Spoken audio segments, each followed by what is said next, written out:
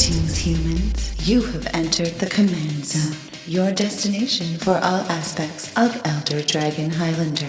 Enjoy your stay. Hello, and welcome back to another episode of the Command Zone podcast. You are watching/listening it. Thanks for doing that. I'm your host, Rachel Weeks, and I have a special guest host with me today. It's Murph. Hello, it's me. I'm so special. I'm here. We're talking about some excellent, awesome, and the most interesting Lord of the Rings commanders. Yeah, this is our final installment of the Lord of the Rings commander discussions. And we have covered the most powerful. We have covered the most flavorful. Today we are talking about the commanders with the coolest brews. Maybe not the ones that are super easy to build. The ones that you look at and have you running to ARCHIDEKT to be like, what works with this card? So we're going to break down some of those. We're going to break down, hopefully, the commanders that you have been waiting for. But before we get into it, we have to do a shout out to our sponsors. If you want to support the show and also shop for magic cards, go to cardkingdom.com/command. Card Kingdom is the best place to pick up all of the singles you are looking for in one tidy place. Card Kingdom has all of the different versions that you're looking for. They have it in the different conditions that you're looking for. So hopefully you can find exactly the card that you're looking for on exactly the budget that you want. Plus, once you put all those in the cart and hit ship, they are going to show up on your doorstep in one tidy package, and you know that your cards are going to be in great condition because they are packaged by professionals. Again, you can support the show and buy all the cards that you are interested in at cardkingdom.com/command. And another sponsor of the show is ULTRAPRO. ULTRAPRO has the best accessories to make you playing the game of Magic as nice as it can possibly be. They've got excellent playmats. They have cool looking sleeves. They even have like nice little heavy weighted dice to help you out when you're trying to put counters on things, because we're going to be talking about cards that have counters to be put on them. So you're going to need some of those. ULTRAPRO.com/command is the place to go. They have flash sales all the time, always have sales going on. So check out the sites, see what they've got on sale. Sometimes I go there and I'm like, oh, I need extra playmats. Let me just grab this playmat that's 30 to 50% off. I'll take that. Thank you very much. Again, ultrapro.com/command. Yeah, and the final way to support us is directly at patreon.com/commandzone. All of our patrons are a huge help, and you guys literally keep the lights on, make sure that our content is cool and coming out regularly. Plus, there's cool perks for our patrons. You get to see episodes of Extra Turns and Game Nights one day early. Plus, when you look at them a day early, you get to be like, why does this like this? And our editors get to scramble to fix it. I've definitely done that where I put something out for patrons and patrons are like, that should not be like that. I'm like, shoot, you're right. You're right. You're right. I'm not perfect, although I wish I could. So thank you, patrons, for keeping our content as excellent as it is. Plus, you get access to exclusive content like Turn Talk. You can watch, after watching a game of Extra Turns, you can see what is behind the actions that got played, what would have happened if another player had gotten one more draw, what they were really hoping for out of their deck. Turn Talk is a ton of fun, and you can only get it if you're a patron. Plus, we shout out one lucky patron every single podcast episode, and this one is dedicated to Kyle Bruns. Thanks, Kyle. You rock. You rock. Yeah. Let's get into it today. We are talking about some interesting commanders, some curios. Yeah, these are all very, very interesting. Like you said, they're not necessarily commanders that are particularly the easiest to brew. These might not be the most popular cards to come out of the set, but they are definitely some of the most interesting to take a magnifying glass to. Absolutely. I think these commanders present like unique challenges. They unlock some weird old cards, which Murph and I are big fans of. Love weird old cards. It's just another puzzle to figure out how to make this commander work. We are going to kick things off with Aragorn, King of Gondor. I love this card. Yeah. 1 blue, red, white, so 4 mana altogether for a legendary human noble. He's a 4/4 with vigilance and lifelink. When Aragorn enters the battlefield, you become the monarch. And then whenever Aragorn attacks, up to 1 target creature can't block this turn. If you're the monarch, creatures can't block this turn. Yeah. Woo! So this card was one from the Precon, the one that was the human tribal one. Riders of Rohan. The Riders of Rohan. So this card, when we did the deck upgrade, we thought, okay, well, maybe Aragorn isn't the best to lead the deck right out of the box, but he does have a lot of interesting parts about him. So We saved him for this episode. If you want to build Aragorn, oh boy, there's lots of spicy stuff. So, first thing, sick. Yeah. You want the Monarch. You just want to have the Monarch a lot. And the easiest way to do that, aside from Aragorn giving you the Monarch, is other things that give you the Monarch. Yeah. Who cares if you are in a defensive position if you can just play a permanent or play a spell and get the Monarch Snap right the back? Monarch right back.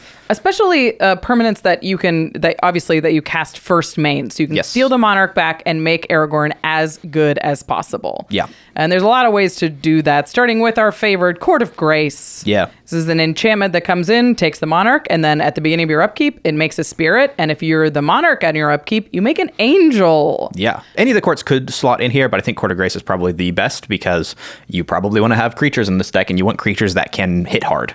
Definitely. And this card helps you do that. Yep. The next one is one of my favorite Magic cards, and it's in the Precon. It's Palace Jailer. Palace Jailer. Yeah, that's when it enters the battlefield, you become the Monarch. And when it enters the battlefield, exile target creature an opponent controls until an opponent becomes the Monarch. Mm-hmm. Yeah, so the Monarch, again, ETB, you're able to get the Monarch. That helps out with Aragorn. You've got removal on a stick. It just does everything that the deck is probably wanting to do. We've got a couple more ETB take the Monarch creatures here. A couple are in the Precon. Éomer, King of Rohan, definitely goes in this deck. Yep. Even if you don't necessarily go human focused, Jeskai just incidentally has a lot of humans. Yeah. But also Champions of Minas Tirith, which is 5 and a white for a human soldier. When it enters the battlefield, you become the Monarch. And then at the beginning of combat on each opponent's turn, if you're the Monarch, that opponent may pay X, where X is the number of cards in their hand. If they don't, they can't attack you this combat. Yeah, this is another one that we did end up cutting from the budget upgrade for the humans deck. And this card is actually quite powerful. I still don't think that it belongs in a lower to the ground humans deck. But in a deck like this, where you will want to have some larger stuff, some larger threats, and the ability to not be attacked, just lets you have that Monarch a lot. Like, until this card's gone, you will probably be the Monarch. Yeah. It's like straight up. It's nuts. This deck is interesting. It's while Éowyn was a much more go wide, smash hard anthem deck, Aragorn wants to be a little bit more efficient. I think it wants bigger creatures that have combat damage triggers or are just sort of big and defensive like Champions of Minas Tirith. But a lot of the cards that we've talked about so far are ETB triggers. Yeah. And Aragorn himself is an ETB trigger to take the Monarch. So I think this deck is a blink deck in some way. Yeah, it'll definitely have some blink effects in it, like Ephemerates or Restoration Angel. Those are just exile a creature, and then it comes back onto the battlefield under your control. You can reuse those ETB abilities. Just because there are so many of them that just feel like they belong in this deck, I think that's definitely a good call. The one thing that I think can be a bit of a trap is the blink spells that bring something back on end of turn. Yes. Absolutely. A great clarification. I think the blink spells that you want in this deck are going to be instant speed spells that can blink your commander that you can cast before your turn, so Aragorn can still attack. Yeah. So if we always talk about Ephemerate in decks like this, it's probably pretty good. Restoration Angel, like you mentioned, Touch the Spirit Realm is one I've been liking a lot lately. Yeah. This is an enchantment for 2 and a white from Kamigawa Neon Dynasty. When it enters the battlefield, you exile up to 1 target artifact or creature until Touch the Spirit Realm leaves the battlefield. So it's sort of an O-ring for artifacts and enchantments. But it has a channel ability for 1 and a white. Exile target artifact or creature, return to the battlefield under its owner's control at the beginning of the next end step. So that is an end step trigger, but if you do it on your opponent's next end step, then you'll get your commander back before, if you do it on your opponent's second main phase, importantly, it'll come back and you'll be able to attack with Aragorn and have the Monarch next turn. Yeah, 'cause I feel like you're right that this particular card does fit in the deck, and it's just very, very good to have an O-ring effect or that blink effect. Does a lot. It just does a lot. But I still think that, at least if I were building the deck, I don't think I would want too many of these bring back at end of turn, because I think the worst feeling is just you draw this as your card for turn. Great. I'm not the Monarch, and I can't become the Monarch. At the very least, if you draw something like that on your turn, you can attack with Aragorn, trigger on the stack, blink it, become the Monarch. So at least you have that. There you go. That's true. So that's why I definitely prefer cards like Ephemerate or the Restoration Angel. But you can definitely... Plenty of other blink spells. There's a lot of blink spells in Magic, and it definitely can have a few of these Touch the Spirit Realm type effects. For sure.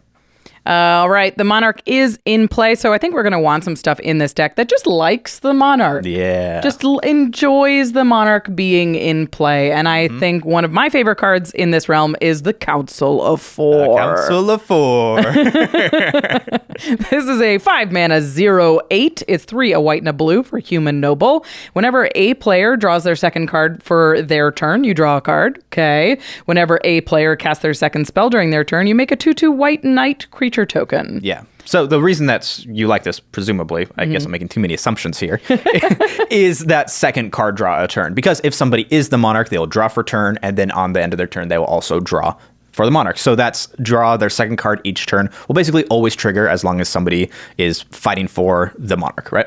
Right. I think this deck can be built to defend the Monarch. And this is a 0/8. It certainly can defend the Monarch. Yeah, that's also true. It does have a big but. But it can also benefit from your opponents taking it and just being like, okay, well, you took the Monarch, but now I'm drawing for your Monarch and I'm drawing for your Monarch. Yeah. And meanwhile, you're making 2/2 Knight tokens that can help steal the Monarch back or just build up your board to make Aragorn more effective. Yeah, Council of Four, I think, is just in general a little bit of an underrated card because it'll just sit there and accrue a ton of value. And nobody's going to be really attacking you. One, because it's a 0/8, like you said, but you will be making those 2/2 knights because, again, presumably, if you're in a game of Commander, people are going to be playing more than one spell a turn. So you're going to be getting those knights. And with the Monarch, all that extra card draw, it can do a lot. So I really like that inclusion in here. Yeah. And if you're going to play the Council of Four, you've got to play the Council of Four's little brother, Fairy Mastermind.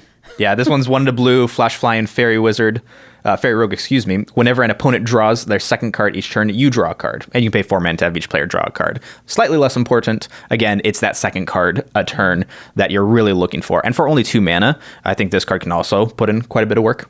It's also a flash flyer, which is always good for taking the Monarch back or stealing an attack and chumping with it, I guess, if you want to really protect the Monarch. Yeah, flying is quite good because it will just like get you over some boards that might be otherwise a little bit too cluttered to try to get the Monarch back from.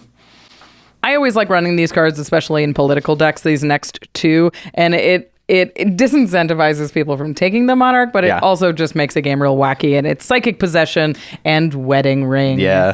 So both of them effectively say, when enchanted, like when the opponent draws, you also draw. Yeah. You pick an opponent, and then that opponent, when they draw, you also draw. They have Heuristic Study. Psychic Possession. We have Heuristic Study. You just always put it on Josh. You always put it on Josh. It's so easy to... If you're playing with Josh in the pod, just always Psychic Possession on him. He's got a plan for Easy. those cards. Another one that I really liked in this deck is cards that benefit from the second draw, which is when you draw or when an opponent has the Monarch or just has a draw spell of their own. Ethereal Investigator, especially if you're playing some of these blink cards, this one's great. 3 in blue for a spirit. When it enters the battlefield, investigate X times, where X is the number of opponents you have. Then, whenever you draw your second card each turn, create a 1/1 white spirit creature token with flying. Yeah. Like you said, to me, this feels like it does basically everything that you want in this deck. It has a good ETB effect that you can use to blink. It has the ability to get something whenever you draw your second card, and that thing that you're getting is something that can take the Monarch back. Is a flyer, yeah. It's a flyer. Really so does it all. it just is like value on top of value on top of value. Really, really love it in this Aragorn deck. Yeah, and if we've got the Monarch in play, we've got to put the initiative in play. No, we don't, yeah, we Rachel, do. we don't. Yeah, we do, Murph. No. It's a 2-for-1. But what if the Monarch and the initiative end up being on different people? Go get him. Go get them. Go get him, Murph. Your creatures can't. Their creatures Then can't we block. have to deal with the initiative. Yeah, which is great. You should try it. I have tried it, and it's like, all right, I need a token for you, and a token for you, and a token for you, and a token for you. Oh, yeah, and a reminder card for the initiative. So you need 5 different things, as opposed to the Monarch, which is just 1. Yeah. You're still like, and. It's really good. But then you got to track it. Yeah. You're like, where am I at? And in it's this? really good. The whole way, it's really good. Okay, fine. What initiative cards do you like? The best one is Rachel. Seasoned Dungeoneer for sure. That's pretty good. Because it's a human. It's 3 and a white. When it enters the battlefield, you take the initiative. It's great to blink. It automatically sets you up for a good position. Then it says, when you attack, target attacking cleric, rogue, warrior, or wizard gains protection from creatures until end of turn. It explores. That's a ton of value on one creature. An ETB, an evasive attack trigger, like it can make itself unblockable. I don't think it works on Aragorn right now. He's a noble. He's not a warrior anymore. But it you know what? Bad card. We probably throw should it have out. cards that have the initiative Throw in them. it You're right. out. It also explores. It does so much. Yeah. Seasoned Dungeoneer is great in this deck, but White Plume Adventurer and Caves of Chaos Adventurer, if you're familiar, there we go, with the initiative and you like it, those cards are familiar to you. They're great. They are very great. So the best thing about Aragorn is this evasion, right? Yes. Is this can't be blocked thing. So we definitely need creatures that get rewarded for that. Yeah. And the first thing I think of is free attacks. Yeah. Like attack triggers. Exactly. So we have a few things that we can do. So one that I kind of like that I've seen this a bit on like game nights and like gameplay stuff. Mm-hmm. I haven't played it myself, but every time it just kind of overperforms. It's Delina Wild Mage. Whatever it attacks, choose target creature you control and roll a d20. If it's 1 through 14, create a tapped and attacking token of a creature, except it's not legendary. Very important. And has exiled that creature at end of combat, or you create one of those tokens and roll again. So you can just keep making copies of those. Yeah, if you keep rolling well. Yeah, but importantly, it is making something that is non-legendary. Mm-hmm. And we also already know that a lot of the cards in this type of deck are going to have good enter the battlefield effects, which we can copy and reuse with Delina. So just a lot of value. Oh yeah, I use it to take the initiative a lot. You can use it to take the initiative, Rachel. I will be using it to take the monarch and Exactly. copying my commander. The coolest trick with Delina is you attack and you make a copy of Aragorn. Aragorn will be copied, ETB, take the monarch, and then your Aragorn that attacked that turn along with it, that attack trigger resolves and it sees you're the monarch and now creatures can't block. Yeah. The biggest downside with Delina is that she's a 3/2 and has to attack. And She's also not a human. not a human, an elf shaman, Yeah. unfortunately. But it means that you can't block that turn. So you're safe to attack with your Delina. And you have the monarch, so everything else can hit as well. Yeah. Oh, one thing I want to note before we move on about Aragorn is that it has the ability whenever it attacks up to one target creature can't block this turn. If you're the monarch, creatures can't block this turn. So importantly, if you're the monarch and you choose to target something and then that target becomes an illegal target, the entire ability does not resolve. The entire ability fizzles. Yeah, I was looking this up before we started recording. So don't make a Sakura Tribe Elder the can't block or something. Yeah. Because they could sack it in response. It's a bit of give and take, right? Because if you are the monarch, you probably do not want to try to target something because it says up to one target. So you don't have to target if you don't want to. So if you're already the monarch, probably best to not target something because then somebody could be like, all right, Final Sword's the thing that you targeted. And now none of the ability resolves. Interesting. Even though it feels like it shouldn't be tied to it, that's just how magic works. If it has a target and that one target becomes an illegal target, whole spell / ability fizzles. Wild. So Good just to something know. to keep in mind if you are playing Aragorn. Don't want to be got.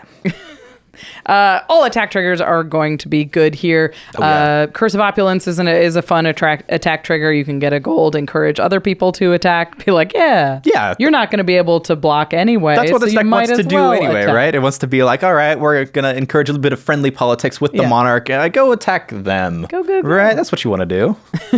One I really like, there's a lot of great attack triggers that we've talked about a lot. Sun Titan is great. There's tons. Yeah. But one I want to talk about is Sludge Monster.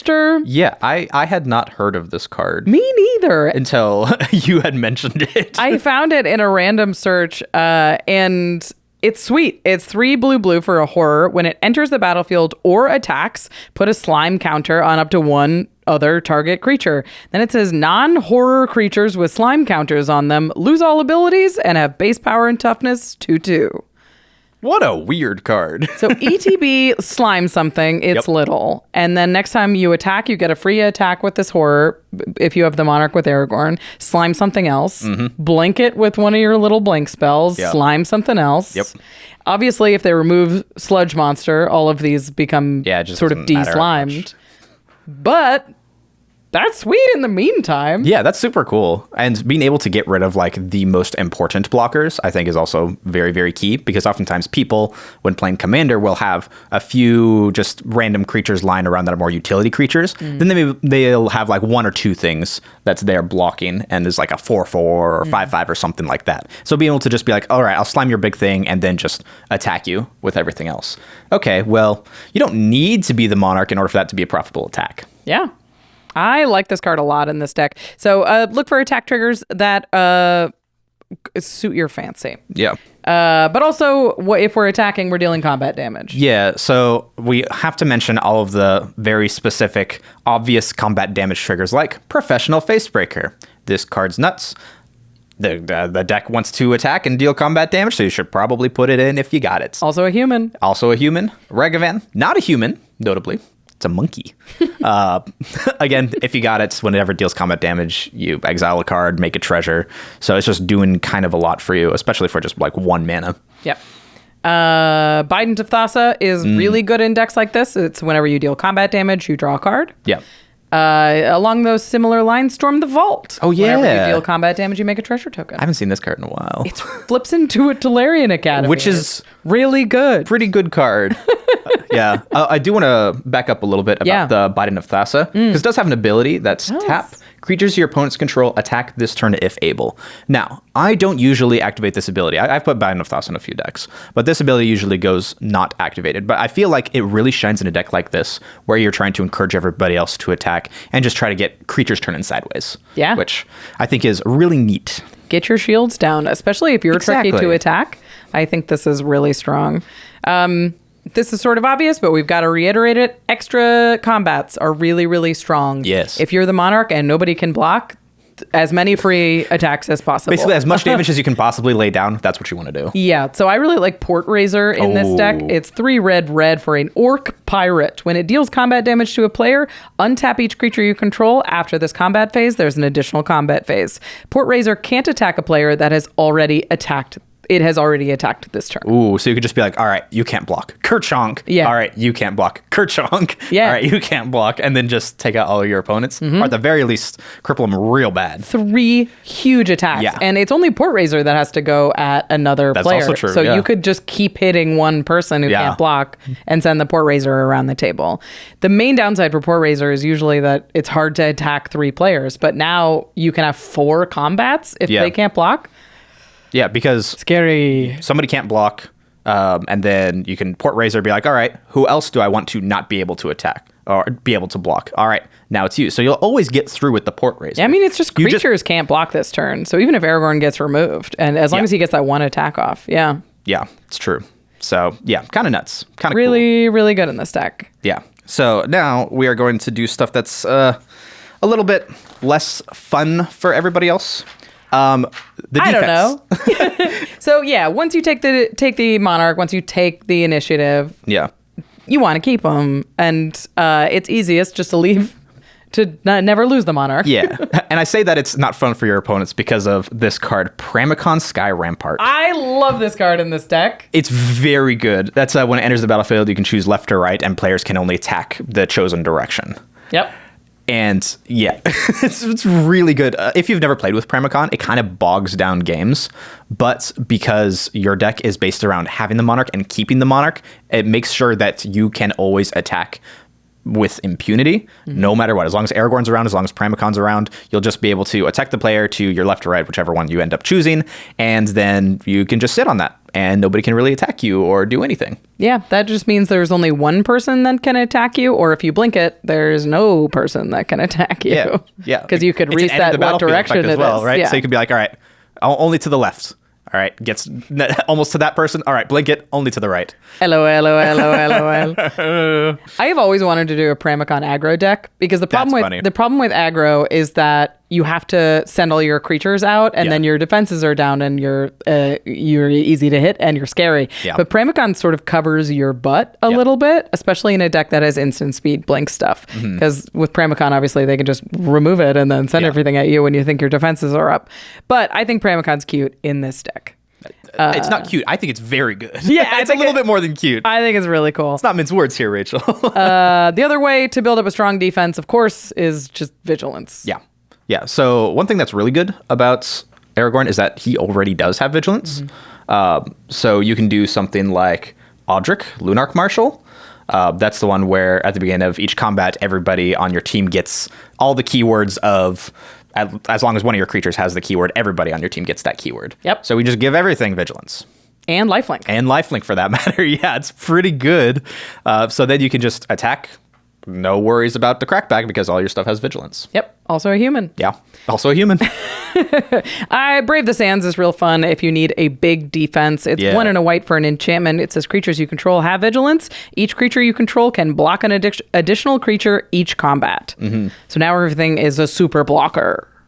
Super blocker. The other thing that's important in this deck is evasion. We've talked about it a lot already. For that reason, I like Angelic Field Marshal in this deck, where I often think this card is a little unimpactful. I think it's great here. It's 2 white for an angel with flying. It has Lieutenant. As long as you control your commander, Angel Field Marshal gets +2/+2, and creatures you control have vigilance. So it's a 5/5 flying vigilance when you control your commander. And your whole board has vigilance, which is great. And we were just talking about the importance of vigilance to be able to attack, not be able to get hit on the crackback, and not to mention Angelic Field Marshal just like buffs itself.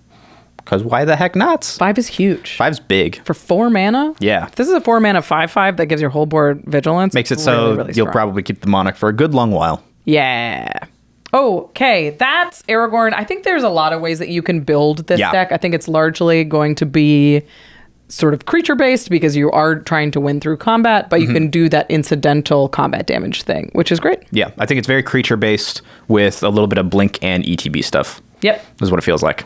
Really fun. Lots of fun. Love it. I know. I'm actually like, do I build a third Jeskai deck? You already have 3? I have 2. Or you have 2? Yeah. Yeah, I don't know. All right. Let's move on to this next one because he is a real mind twister. Oh, boy. Do you want to read this one? Yep. All right. Let me get my reading glasses on. Just kidding. I don't have reading glasses. But Not yet. yeah. This is Círdan the Shipwright. I have just been told it is pronounced Círdan. Círdan? Great. I'm a big fan of Lord of the Rings, but I actually don't know who this is. He's not in the movies. I think he drives the elf boats that take him into like Valhalla. Awesome. I think that's Círdan. You all can correct me in the comments. Anyway, it is a 3 green-blue, so it's Simic legendary creature with vigilance. It has Secret Council. Whenever it enters the battlefield or attacks, each player secretly votes for a player, then those votes are revealed. Each player draws a card for each vote they receive. Each player who received no votes may put a permanent card from their hand onto the battlefield. What? Okay, so that is a lot of words. So it has enter the battlefield or attack trigger. Yeah. Everybody votes for a player. They can choose themselves. They can choose anybody else. And for however many votes you receive, that player will draw a card. So if I vote for myself, Rachel also votes for me, and then nobody else votes for me, I will draw 2 cards. But then if nobody got votes, then they can put a permanent from their hand into play. Yeah. So if like everybody votes for Murph Yeah. and I didn't get any votes, then I can put whatever permanent from my hand into play. Yeah. It's weird. So there's a couple crazy things about this card. Yeah. What I love about this is a voting card that there isn't a wrong answer. Yeah. There's like things to consider. Mm-hmm. There's like that deck is a reanimator deck. We don't want to give them the opportunity to cheat stuff into play, or Yeah. that person has the most cards in hand. I don't want them to cheat something into play. But you're also giving them cards. Mm-hmm. So you have to, you're like, I don't want this person to receive multiple votes because then they're drawing 2 cards, 3 cards. That's terrible. Yeah. So you're like, who do I think people are going to vote for? And I need to vote for someone else. Yeah, it's got a lot of mind games. Yeah. And it's also something that you know for a fact is going to happen multiple times throughout the game. Yes. Not just because it's enter the battlefield trigger, but it's also on attacks. So even if they don't have like a blink spell or something, then they'll be able to trigger this multiple times throughout the game. Yeah. And I think if they have Círdan in the command zone, they're triggering it as many times as they possibly can. They probably will still have link spells and things of the like. So the first thing that I thought about when I saw Círdan was, okay, what if there's a telepathy in play? Oh, man. Now what? How does that change the vote? Then voting becomes like, okay. So telepathy What says does everyone have? your opponents play with their hands revealed. Yeah. So Círdan's player keeps their hand secret, and everybody else has face-up cards. So you know who has scary things in their hand. Yeah. And so then how does that change the voting? How does that change the vote? Are you voting for them and being like, oh, well, obviously I'll vote for them, but then everybody else also has that information, and so they're like, oh, well, I should obviously vote for them, but then if you don't vote for them, then, I don't know, they can put permanents in, but you don't know who to vote for? You kind of always have to vote for the Círdan player because you assume that they have something in their hand. Yeah, but then you're giving them cards so that they will probably be more likely to have something to cheat in later on down the road. It's a lot of mind games. So fun fact, I've actually already played against one of these decks. I have too. Yeah. Was it at the Command Fest Anaheim? No. Oh, I played against it at Command Fest Anaheim. Somebody came up with this. I'm like, oh, I have this deck. And I was like, excuse me, let me read that. Yeah. All right, let me read that again. All right, let me read that again. And I probably did this wrong, but I just voted for myself every time because I was playing Dakon. And so I was like, all right, well, I don't really have anything to cheat out. I just want as many cards as possible so that I can get lands into play so I can like control the board a little bit. Yeah. And yeah, I don't know if I would say that it went poorly, but I definitely didn't win. I definitely, this was my first time playing against Círdan today. Well, I guess I had the Círdan, so it doesn't. Excuse me. I was playing an upgraded Elf Precon, Oh, and I gotcha. had the Círdan, and so it was my first time voting with Círdan, and I voted for myself, and 2 other people voted for me. Because I played the Círdan, so they were like, "Oh, she must have something scary," and I was like, "Bah, 3." And nothing Good. But the first time I saw Círdan trigger, one player drew 2, one player drew 1, one player drew 1, and another person put It That Betrays into play. And it was not the Círdan player. So dangerous things That can is happen. very dangerous. Holy smokes. So there's a lot of Crazy. things that just mess with this game. If you're playing Círdan, you're obviously playing this deck because it does wild things to a game. Yeah. And it's not chaos. It's mess. It's just wrenches. Yeah. It'll always be something. It'll always bring something to the table because worst comes to worst, it helps people draw cards. It helps people have their decks move forward, but also it moves the game along. It just moves the game forward even if they get the permanents from their hand into play because stuff is happening. So that's what I do really like about this card. Yeah. So I was like, all right, what other things can you throw in that just mess with the vote generally? Yeah. And Psychic Possession came up again. Psychic Possession is back. Because then you get to Psychic Possession the person that you're afraid of and vote for them every turn. And then you also vote for yourself. And if they receive other votes because they're scary, you draw more. Ooh. A vote for you is a vote for me. Yeah. So I love Psychic Possession in this deck. I also thought a funny one that messes with the vote is Weird Harvest. This card is weird, no pun intended. Yeah. So this one's the X green sorcery. Each player may search their library for up to X creature cards, reveal them, put them into their hand. So yeah, it's like, all right, well, what if I just had everybody get big scary stuff? Yeah, get the biggest, scariest things from there, and then it's like now everybody knows you have hits. Yeah, what happens? So to everyone's paranoid about everything, Yeah. and so it can throw off votes. It can be like, all right, well, But also, you don't want to vote for yourself because you have big, scary stuff in your hand. Yeah, I mean, this card can encourage like table politics. Be like, all right, I'm going to vote for this. I'm going to vote for this. I'm going to vote for this. Yeah. Like, what are you guys voting for? What are you guys voting for? I'm curious about your experience with Círdan because I've seen Círdan play. A Círdan deck play twice now, and I've had it in play once. Yeah. And I've never seen anybody discuss the vote before the vote happened. Yeah. That's actually interesting. Yeah. I was like, I just thought to myself right now, oh, that is a potential. Yeah. But yeah, I have had the same experience that you have had where people don't really discuss the vote. They don't. So that was a good point. So I definitely looked at Círdan and was like, well, they'll just talk about it and say, all right, everybody vote for themselves or everybody vote to the left. Yeah. The interesting thing about that is the Círdan player is like, okay, I'll vote for you and cheat a thing into play. Solved what your are you little do? puzzle. I'm also here. So, but it's interesting. I think it's like everybody just kind of votes more than I expected them to. Yeah. Okay, so those are sort of the weird mind game stuff. There's tons of cards like this that you're just like, I don't know what to do now. But I think that's kind of what this deck is. So if you're building Círdan, how do you vote? As many times as possible. Yeah. Oh, I this isn't that, but I need to mention this first. Of course, the first card that you were putting into this deck is Illusion of Choice. Yeah, that's the 1 blue instant. You choose how each player votes this turn, and you draw a card. It even replaces itself. How nice! Yeah, it's you play this and you blink Círdan as many times as you possibly can, and you just draw, cheat. Like it's because it's until end of turn. It's just as many times as you can possibly get it into the battlefield and get this trigger to go off. Like, you can just choose how to vote for everything. Yeah. I think Illusion of Choice is going to be one of the best cards in the deck, and for that reason, I think you're definitely finding a spot for Mystic Sanctuary in this deck, just to go get it back. Yep. You may even run like a Micromancer, which is the one that searches for a 1 mana instant. Oh yeah, to try to get this. I think, yeah. It just makes the deck but fire on all cylinders. For sure, yeah. You definitely want it running on all cylinders. The deck will be running no matter what. Yeah. But, yeah. Okay. You also wants to be able to just vote as many times as possible, like you said. Yeah. So something like Wirewood Symbiote. It's a green, return an elf you control to its owner's hand, untap target creature. You can activate this ability only once each turn, but Círdan is an elf. Sure is. So you can return that back to hand, and it's just a 1 green mana 1/1. So it's a very low cost in order to be able to get the card back into your hand. I could also see games where people are like, okay, this needs to stop. Yeah. And this is just an easy way to save Círdan. Yep. I think the most fun way to trigger Círdan the most is clones. Ooh. And for 2 reasons.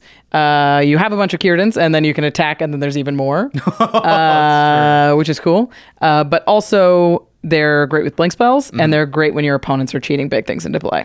Yeah. So Definitely. specifically, I think the best clones in this deck are going to be the non-legendary clones. Your Spark Double, Sakashima of 1,000 Faces, Sakashima of the Imposter. Yep. But I also like Clever Impersonator in this deck, which is...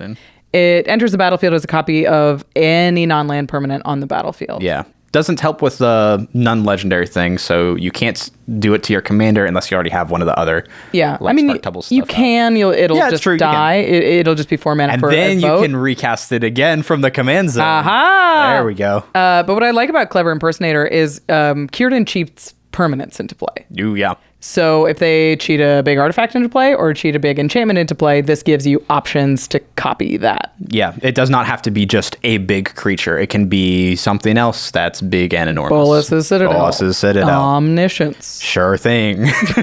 You're probably dead if they have omniscience. But, the other way is just to blink them. And the best way to do that is probably Displacer Kitten. Displacer. Yeah, for sure. Gross. Displacer Kitten's real good. It's really, really quite good. Or any of the myriad of other instant speed blink spells.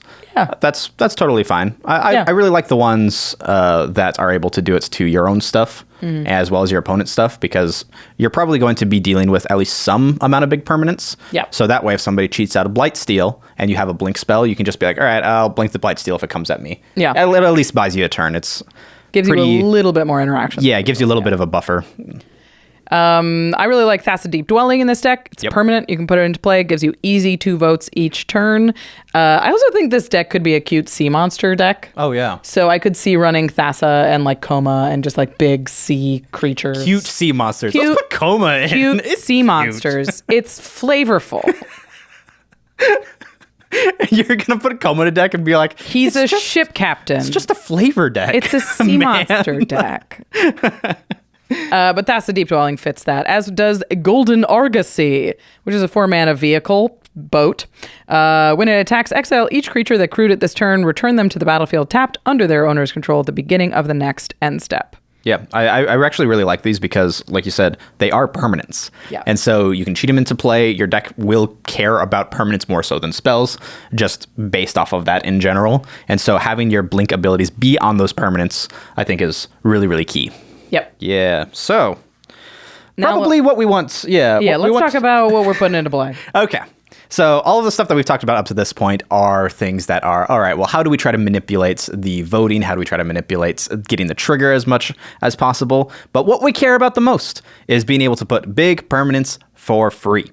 And so you had joked about Coma and putting that in. But honestly, Coma is probably one of the best things that you can put into play here because it's blue-green, fits the colors. Yep. It's just is such a house whenever it hits the board. It will always warp the table around it. And if you have any of those clone effects that are able to make a non-legendary copy of it, you're probably just going to win the game. Yeah. Like, that's Coma just wins. going to happen. Coma wins games. Yeah, nuts card. The next one is Nezahal, Primal Tide. 5 blue for an Elder Dinosaur. Spell can't be countered. Who cares? You're not paying for it. You have no maximum hand size. Whenever an opponent casts a non-creature spell, draw a card. Plus, discard 3 cards, and you can blink Nezahal. Yeah. It's a 7/7. Yeah, you're probably going to have a decent amount of cards just in general because of the way that the voting just adds cards to people's hands. Yeah.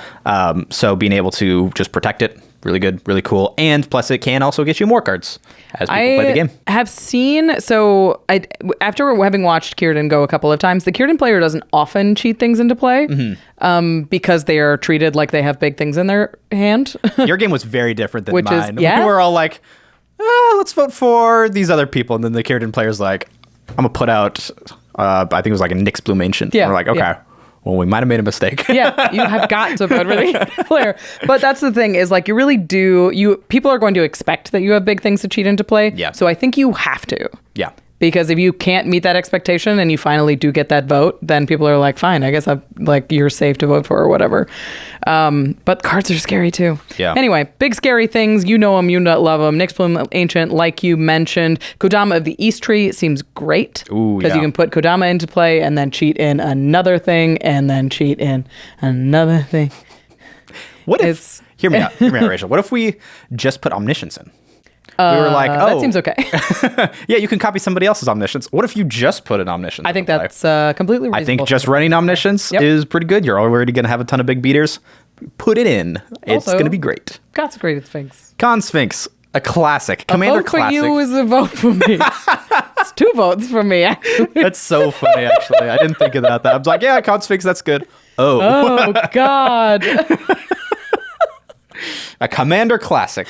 I love a Consecrated Sphinx in this deck. The other one I wanted to talk about, I think is great, is the World Spell. Huh? Yeah, this is a 7-mana saga. It's 5 green with read ahead. The first 2 chapters are look at the top 7 cards of your library. You may reveal a non-saga permanent card from among them and put it into your hand. Put the rest on the bottom of your library in a random order. So the first 2 draw threats. And then the third one says put up to 2 non-saga permanent cards from your hand onto the battlefield. Nice. So if you have big scary things in your hand, you can turn 1 cheat into play into 2 more, or you can put this huge thing into play and draw a threat and then eventually cheat them into play later. Yeah, because it does have the read ahead ability. So you can just be like, oh, well, I just want the chapter 3 to be able to cheat things that I already have that are big into play. Yeah. Or you can be like, well, I want some big things. You can just play it, start in chapter 1, and then just go all the way to the end. Yep. And, and then you will get to cheat stuff into play at the end, unless it gets removed. Yeah, and what's probably going to happen then is once you have one big thing in hands, then people are always going to make sure to vote for you at least once. And then you draw more. Then you're just going to get it anyway with the saga. So it's just kind of delaying the inevitable, and you get more cards while you're at it. Okay, so this is an extremely dangerous deck. Yeah. It's really wild. The big games get swung in crazy directions. And if you're the one that's throwing the wrench into the pod, you also have to have the answers to the wrench. Yeah. I think that decks like this really need to eat their vegetables. They really need to make sure they have enough interaction, they have enough protection, they have enough ramp, just because they're doing something so silly and so wild. Yeah, I think that's a really good point because your deck will want to have big scary things and let other people play big scary things. Right. So you want to be able to have enough ramp so that worst comes to worst, you can just play your stuff. Yeah. And you want to be able to have removal so that worst comes to worst, they have a big scary thing and you don't immediately die to it. Yeah. And I really like bounce removal in this deck because once people know that they have a big scary thing, they're like, ah! Yeah. And can treat them like they have a big scary thing. So if they cheat their huge thing into play and you cast into the royal and just put it back in their hand, now their secret's blown. They are going to have to, people are going to have to vote for them and treat them with extreme prejudice because they know they have that big scary thing. Yep. And you only spent like one card to do it, and you know you're doing a lot of card advantage. Yeah, I'm honestly a big proponent of bounce just in general in Commander. I don't think people play enough of it, but I think in this deck it's very, very good. One of my favorites is Runaway Together. 1 to blue, choose 2 target creatures controlled by different players and return those creatures to their owner's hands. Which is really, really good because we live in a multiplayer world where multiple people will have multiple creatures on board. And so you can be like, all right, that big scary thing gone. That big scary thing for 2 mana at instant speed is incredible. And you can also use it to reset your commander if you need. Just like in a pinch, if you want to get something of your own back into hands to be able to get that vote again, sure, why not? It's just a ton of utility for such a low mana cost. Yeah. Runaway Together. My favorite move for Runaway Together is you bounce the creature attacking you and you bounce your opponent's blocker for the creature attacking them. Whee! Yeah, you'll always have 2 things that you can hit. It can be yours, it can be your opponent's. It really doesn't matter. It's going to be great. What I wanted to talk about, because it's a big, silly permanent, is Tolarian Contempt. Have you seen this card yet? Yeah. 3 blue for an enchantment. This is from Aftermath. It says, when it enters the battlefield, put a rejection counter on each creature your opponents control. At the beginning of your end step, for each opponent, choose up to 1 target creature they control with a rejection counter on it, and that creature's owner puts it on top or bottom of their library. Yeah. Aftermath has given us some weird cards. This is definitely one of them. It's removal. It's kind of like it'll delay. Usually if they want it, they'll put it on the top of their deck. If they don't want it, they'll put it on the bottom. But it's at the very least delaying and then bricking whatever the next draw is going to be. Yep. And so it's effectively discard a card. Yeah. And bounce a thing. Yeah. But most importantly, it says rejection counter. I'm glad that you were able to find something that says rejection counter. Rejected. You can't come on this boat. Rejected. You could also steal their cool stuff. Yeah, you could do that. I found that. So I took apart my old mono blue braids deck, and I found that if you have too much of that stuff in there, people will not want to put out big permanents. Yeah. Like if you have a few of these effects, like just a few, then I think that it can work to your advantage. But if you build your deck entirely around the concept of just being able to clone or steal whatever anybody else's big stuff is, then that might get you not where you want to be. Because then people are like, well, I'll just hold the big thing in my hand. I'll cast it when I cast it. I'll cast it when I cast it. Yeah. And whenever I'm ready for it. And then you can't take advantage of it early. So. Yep. Especially if you have blink stuff in your deck. Yeah. People are going to be afraid of your Agent of Treachery. I'm afraid of everybody's Agent of Treachery. You play Agent of Treachery, I'm afraid of you instantaneously. Real big problem. Yep. Yeah. So I think Agent of Treachery could go in this deck if you want to play that version of Círdan, and Oko. Is a permanent you can put into play. You can be like, whoops a daisy, elk that. Yep. It's just like, all right, well, that's sorry. Too much. Yep. Sorry, table. Stop. Yep. It's just a great problem solver. The other thing that I noticed watching a couple of Círdan decks play is you absolutely have to have cards in your hand so that people vote for you to get cards in your hand. Yeah. Because if you run out of cards at any point, if you have like 1 or 2 cards in your hand, you will not receive votes. Yeah, that's a super interesting point because it feels like, oh, well, then if I don't have anything big, that's fine. I'll just be able to get some cards back. Yeah. But you're right that if you only have a couple, people will be like, oh, put a permanent into play. And even if it is something big and scary, you got 1 card in hand. And there's just like not much that you're going to be doing. You could cast that anyway most of the time. So being able to have card draw, so I think like 4 or 5 cards at the very least is what you want to be able to have whenever you're doing the voting thing. Yeah. For people to be like, fine, we'll give you a card. Yeah. Because, it's the more cards you have, the scarier you are, the more cards you get. Yep. Is how this deck goes. So I think this deck probably wants wheels. I could see Windfall seems great. Memory Jar I like a lot because Memory Jar is a permanent. Yeah.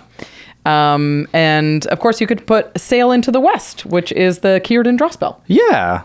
That's so flavorful. It's his boat. Yeah. Everybody votes for you to wheel. Yeah. Sail into the West, for those who haven't seen yet, is 2 green and a blue for an instant. It has Will of the Council. Starting with you, each player votes for Return or Embark. If Return gets more votes, each player returns up to 2 cards from their graveyard to their hand. Then you exile it. If Embark gets more votes or the vote is tied, each player may discard their hand and draw 7 cards. The fact that they have a Simic exactly Wheel of Fortune effect is a little weird. It's an instant, Murph. Yeah. Instant. It's an instant. What? Instant Wheel of Fortune in Simic. Because why not? So Why not? a couple important things to notice about Sail into the West is it's an instant. And it cannot force people to wheel. It's a may wheel. Yes. And it rounds up to a wheel. So if you want to wheel, it's you. You only have to convince one other person, and then the wheel will happen. Yeah. Or if it's just a 1v1, the wheel's happening. It's an instant speed wheel. But it's a may. Each player may discard their hand and draw 7 cards. Yep. So you can't. This isn't like a Smothering Tithe situation. Yeah. Okay. That's Círdan. Very cool card. He's a mess, and I love him for it. I'm obsessed with this card. We love cards that are when a it mess. came out, I was like, What? what if they have this? What if they have that? Yeah. Very rarely do Magic cards make you think or like present to you a mind game as trippy as this card does. I love that it's not a strictly correct vote. Yes. Because there's so many voting cards that are like, well, obviously you give them the permanent because you cannot give them the extra turn for expropriate. Yeah. And that's frustrating because so then all snippy, wilder free. So you choose deck or you choose hand. You choose hand. I'm sorry, Rachel. I'm sorry. You choose hand because they have limited options. And you know they're not going to hit. They're not guaranteed to hit. So it's like. It's nice that there's a voting card that you're like, I'm actually voting. I'm not actually just trying to play optimally or whatever. Cool. All right, let's keep it moving to a card we have already mentioned today. Yeah. Éomer, King of Rohan. This is 3 red whites, human noble legendary creature. It's a 2/2 with double strike. When it enters the battlefield, it comes in with a 1/1 counter on it for each other human you control. And when Éomer enters the battlefield, target player becomes the monarch, and Éomer deals damage equal to its power to any target. So that's kind of a lot of words and a lot of things that are kind of going a lot of different directions. Yeah, for me the most important thing in here is number of humans. Yeah, because this ETB is terrifying on most boards. Yes, because it does 2 very big things. It is able to hit somebody, maybe a creature, maybe a player. It does say any targets for a lot, and it also creates a large double striking threat as long as you have a few or a lot, ideally, of other humans on the board. So we definitely want to get other humans on the board for this card to be able to do its thing. It does have Monarch on it, but I think that's just kind of gravy. Yeah. Like having a cool commander that introduces the Monarch, awesome. We don't necessarily need to build around it, I feel. For sure. This isn't as Monarch focused as Aragorn, but it's definitely has that upside, and it has a very strong ETB, which we have talked about already. If your commander has a strong ETB, you're running blink spells. Run them. So this deck, again, Ephemerate, probably Restoration Angel. I really like Teleportation Circle in this one because it's just keeps, like, you just want it to blink as many times as possible. Yeah, I'll just sit there and hopefully blink Éomer lots of times and kill lots of things, hopefully kill lots of people. One we didn't mention for Aragorn that I think is great in this deck is Nahiri's Resolve, which is another Aftermath card. Oh, yeah. This is the 3 red and a white enchantment. Creatures you control get +1/+0 and have haste. At the beginning of your end step, exile any number of non-token artifact and or creatures you control. Return the battlefield to their owner's control at the beginning of your next upkeep. So it does a lot of different things, and it feels like those should not work together. But in this deck, it definitely does, because what do you want to do? Well, you have humans, and the humans probably want to attack. So that first ability really helps with that. And you have a good ETB on your commander. That cares about power. That which cares is about getting power. A little buff. Exactly. And so it's just like, all right, cool. Let's blink that, bring it back. I really like that inclusion. It's like it's 5 mana, but it does a lot. I think it does enough in this deck. And what I really like about it is you can protect a bunch of humans. So it exiles any number of creatures. So if you're like, all right, I've got a bunch of tokens, I'm going to keep them in play, but I'm going to exile like these 4 humans under this, so when I know when Éomer comes back, he's going to have at least 4 other humans to trigger him. And once again, like you said, when you have a good ETB on your commander, you're probably going to be running any amount of blink spells. But that will often cascade into the deck building process of thinking, okay, I have a commander with a good ETB, so I put in blink spells. I have blink spells, so I'm probably going to be putting in other creatures that have good enter the battlefield effects. And so then cards like this just get even better because you're trying to blink your whole board that you can protect. You can protect your whole board with those, and then they will oftentimes come in with those good ETB effects and just get you a lot of value. Yeah. A couple instant speed spells we haven't mentioned yet is Slip on the Ring. Real fun. The ring tempts you. Good flavor, especially for, all of these human men. And I liked Long Road Home, too. It's 1 and a white for an instant. Exile target creature at the beginning of the next end step. Return that creature to the battlefield under its owner's control with a +1/+1 counter on it. Your commander is 5 mana. So if you need to save it from a board wipe and you do want to just get a little bit of damage on there, it puts the counter. So you're going to be doing at least 3 in response to a board wipe. Yeah. But also it just is a solid blink spell that buffs the power on your commander. Yeah. I mean, if it is a board wipe, honestly, you blink it with Long Road Home. You now have a 3/3 with double strike on an empty board. That's pretty good. That's good. That's pretty good. Like that turns a really bad situation into suddenly a very, very good situation for only 2 mana. Right. Which very, very, very powerful. The other way to make him enter the battlefield as many times as possible is Myriad. And I wanted to mention this because it's a human specifically. Duke Ulder Ravenguard is 4 red, white for a human noble soldier. At the beginning of combat on your turn, another creature you control gains haste and Myriad until end of turn. Yeah. So... real good. Your commander is legendary, so you're not going to keep them, but you still get those ETBs, and you still have a bunch of humans on the board. Yeah. They don't see each other because they're ETB triggers, and they will have died because it's of the legendary rule. Yep, that's state-based effects. Yeah.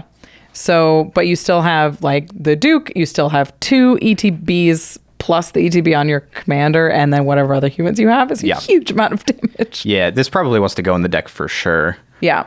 I like Duke a lot. Okay, so we've said that the most important thing on here is the number of humans, which means we got to put a lot of humans in here. Yeah. And like we were saying earlier, I think probably the best thing to do is get a lot of humans that can have good enter the battlefield effects. Something like Thali's Lieutenant enters the battlefield, put a 1/1 counter on each other human you control. You're running lots of humans. And whenever another human enters the battlefield under your control, you get to put a 1/1 counter on Thali's Lieutenant. So it can do lots of different things. It can either get blinked by the thing and then keep buffing the rest of your board. Or if you want one big attacker, then you can blink other things and then just play the game and play humans and keep Thali's Lieutenant growing and growing. And it does get really, really big. Classic for this kind of deck is Recruiter of the Guard. Recruiter of the Guard ETBs and goes to find a human or a creature, with toughness 2 or less. Probably a human in this case.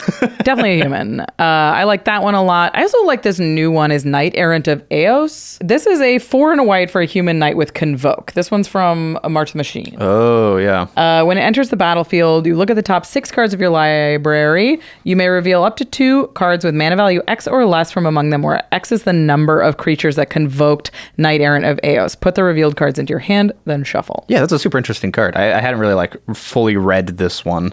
It's not as good with Blink now that I say it. But it is really good when you have a lot of humans and it's a big human. Yeah. Yeah. If you blink it, then you haven't convoked it with anything, so you don't draw anything. Yeah. This one's a little bit less of a... it's a good include still. I just don't think that it belongs in the blink category. That belongs a little bit farther on down the road. Yeah. With just general humans just in the deck. Just a good human. It's getting you cards. It's a human that can help you find more humans, which is really all the deck wants. A good blink one, though, is Reverend Hoplite. Oh, that one is good. It's a 4 and a white for a human soldier at ETBs and makes a 1/1 white human soldier equal to your devotion to white. Yeah. This deck is going to be largely white. And if you can blink this a couple of times, you make more and more and more and more humans. Yep. And then Éomer goes, hit you for 15. Yeah. The fact that it creates human soldiers is huge. Huge. Really important. Lots more humans to blink. We're going to move through them pretty fast. Lorne of the Third Path, we've talked about a lot. She's great. ETBs, blows up an artifact or enchantment. Put her in. Éowyn Fearless Knight, we talked about in one of the most powerful commanders in the set. Good with her brother, she enters the battlefield and exiles something with greater power, and then gives the rest of your board protection from the colors of that creature that you exiled. Yep. Notably, not until end of turn, it just exiles it. Gone. Very cool. Most effects, ETB exiles something, but Éowyn's just nah, we're just going to exile it forever. We're just going to get rid of it. Awesome card. And it can only hit stuff that are 4 power and greater, but that's often the things that you want to hit. Yeah. If not, then just deal the damage with Éomer and get rid of the other stuff. What are you doing? You'll be fine. You got lots of removal. Yeah. I like Bosri's Lieutenant in this deck. 3 and a white for a human knight. When it enters the battlefield, you put a +1 counter on target creature you control. When Bosri's Lieutenant or another creature you control dies, if it had a counter on it, you make a knight creature token with vigilance. Yeah. It doesn't make humans, but humans love counters, and this is an ETB that puts counters on it. Your commander, and your commander has counters on it. So automatically you're going to get like a couple of knights off of this, and people are going to have to board wipe your deck. Yes. They're going to have to. So you need a little bit of protection from that. Yeah, and it's not just like actual creatures that are humans that this deck wants. Oftentimes it will want tokens because you want to go as wide as humanly possible. And the best way to go as wide as humanly possible is Horn of Gondor. Oh my god. This card is absolutely insane. If you haven't watched the most recent game nights, go watch that. Pause. Come back. Cool. Wasn't that nuts? What? That is insane. It just doubles humans every single turn because why not?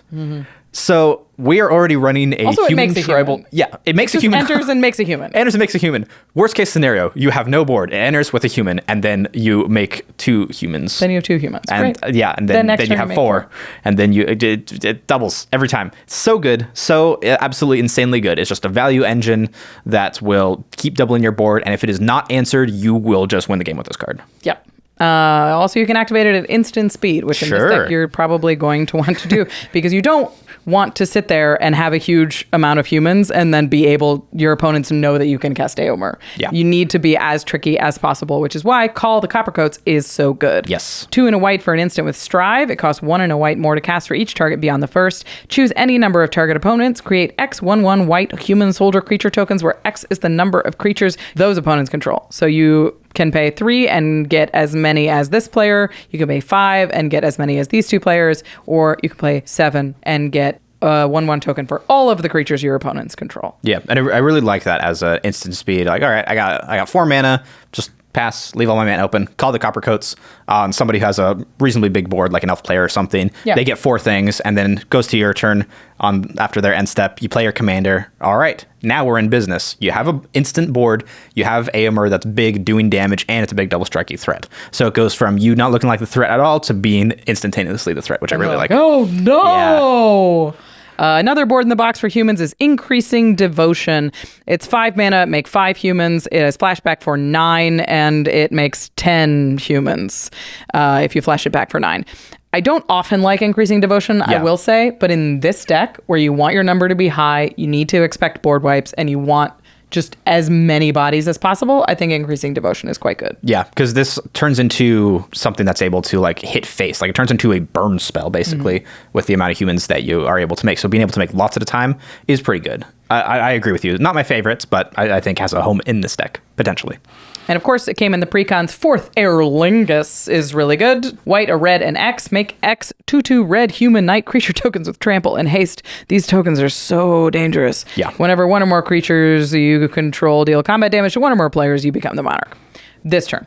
So it has a monarch thing, but mostly this is going to make a ton of humans with 1 fell swoop. Yeah, same thing with the Riders of Rohan. When it enters the battlefield, you make 2 2/2s that are the same, or you can dash it in, which is cool. I will say which you can do over and over again. I played with this card, and that's all I did. I was Dashed like, it in. I had a thing that said whenever you cast a human, you draw a card. Yeah. And I was like, okay, dash, attack for 8. Yep. Okay, return it to hand. Dash, attack for more. Yep. Because you get 2 more. Okay, draw a card. Dash, attack. Like it's very, very powerful. Yeah. And you're probably going to have blink spells in this Yeah, deck. you just blink it. So even if more. you don't get that dash in, it is a great enter the battlefield effect. It is able to just fill your board with lots of humans. Great stuff. We love it. Yeah, Éomer needs his riders. We're talking a lot about ETB spells and tokens. So Anointed Procession, Panharmonicon, probably go in this deck if you've got them. Yeah. Let's just talk about good humans real quick. There's a ton of them. You could take your pick. It's very easy to find them. But the ones that you may not have considered that I wanted to talk about are these. Yeah. So this first one is one that you had suggested. It's Giant Killer. It's 1 mana for a human peasant. You can pay 2 and tap to tap target creature, or you can pay 3 mana for the Adventure to destroy target creature with power 4 or greater. So this just does a lot for you. It's able to be a removal spell that turns into a human that oftentimes this human is not that useful in a game of Commander, but just being able to have an extra body to get that extra counter on a double strikey threats, very, very powerful. And the tap ability is not irrelevant.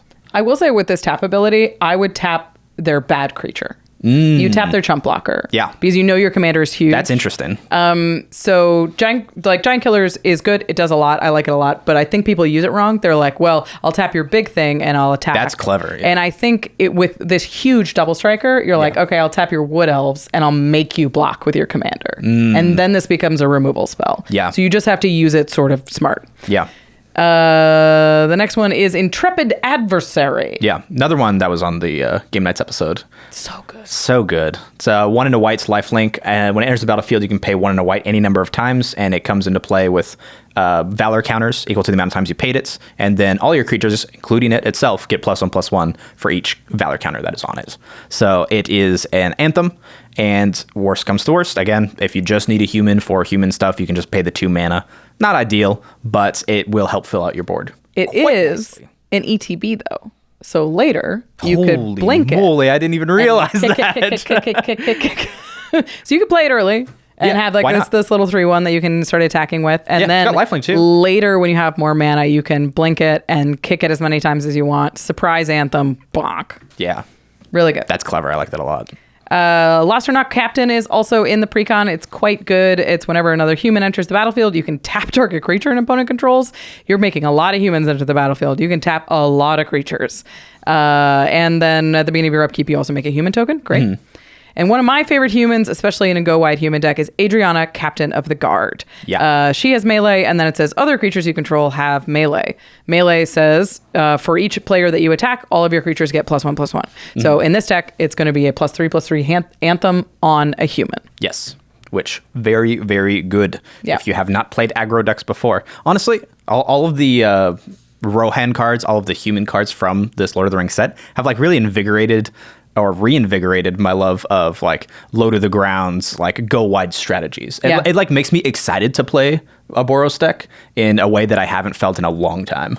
Yeah, I think this deck is completely sweet. Yeah, I think it's so cool. It's so dangerous where it's like this deck can hit you with tokens and go wide and anthems. It can also hit you out of nowhere by blinking its commander. You have to be so afraid of this deck all the time. Yeah, and there's so many cool pieces to it so that you could put as your commander. Like you could put Éomer, you could put Theoden, you can put Éowyn. You can put Éowyn, you can put Aragorn if you want to add blue to it. It's still in essence can be a go wide deck.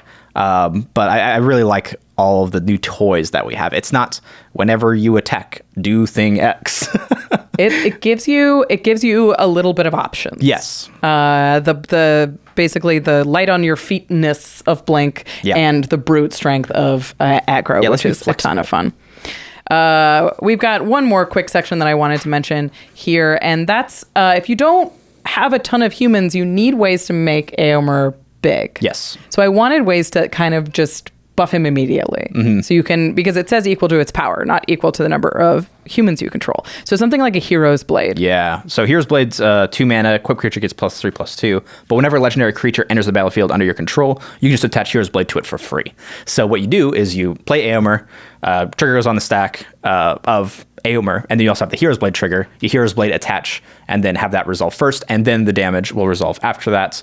And then you get big damage, and then you also just have a much bigger double striker. Yeah. It's just immediately a 5/5, and that's with nothing else on the battlefield. Yeah, Hero's Blade is great because you can play it out early, and then once you get to Éomer, it's at no additional cost to yourself. You just get more power on Éomer. Really slick. This next one is a human. It's 2 red, white. It says whenever Falaji Vanguard or another creature enters the battlefield under your control, target creature gets +2/+0 until end of turn. So this one is like can trigger with Éomer. You play Éomer, you trigger the Falaji Vanguard, you give it +2/+0, and then you can deal 5 damage technically because it'll get a counter from the Vanguard. Yeah. And some other things that you can do that I really like are things like Unleash Fury, where you can double the power of target creature until end of turn. And again, you can do this at instant speed with the trigger on the stack to deal extra damage. Yeah. But also if you have a way to give haste, you can then immediately attack. Or even if you don't, you've just already played Éomer and it's just been sitting around for a while. And it's like a pretty big thing. It's like a 6/6 double striker or something. And you're able to just get that a little bit of extra damage through. That can just like one shot. For sure. Like instantly. Really, really strong. And I really like that you can play Onward to Victory as well, too. Oh, yeah. This card, it does essentially the same thing as an instant. It's 2 in a red. Target creature gets +X/+0, where X is its power. and that's at instant speed. So you can do that in response to ETB. You can do that in combat. And then the victory is aftermath, so you can cast it from the graveyard. Target creature gains double strike until end of turn. This is a sorcery. Obviously not going on your commander. It's not going on your commander because he already has double strike, but this is going to have a bunch of other big threats, and it gives you a little bit of extra value from the graveyard. Yeah, really like those includes. All right, we've got one more to talk about before we go to break, and this one is super fun. Yes, so it's Gimli, Mournful Avenger. 1 red and a green for a dwarf warrior. It is indestructible as long as 2 or more creatures died under your control this turn. Whenever another creature you control dies, put a +1/+1 counter on Gimli. When this ability resolves for the 3rd time this turn, Gimli fights up to 1 target creature you don't control, and it's a 3/2. It's like red-green aristocrat. Kind of. It's weird, right? Plus Phytocrats. The 5 Phytocrats? Yeah. I mean, it doesn't say anything about fighting, but that is It interesting. does say something about fighting. Gimli fights up to 1 target Okay, creature. well, yes, we do have the fighting, but you don't have to build your deck around fighting. Or you could. You could. You could. If you want. Yep, we got some good cards. I think there's 2 mandatory cards that go into this. Yeah. One of them is Legolas Master Archer, which also cares about fight spells and is his buddy. Uh-huh. And they also gets bigger for the number of times he is targeted. So that's like if you're building around fights.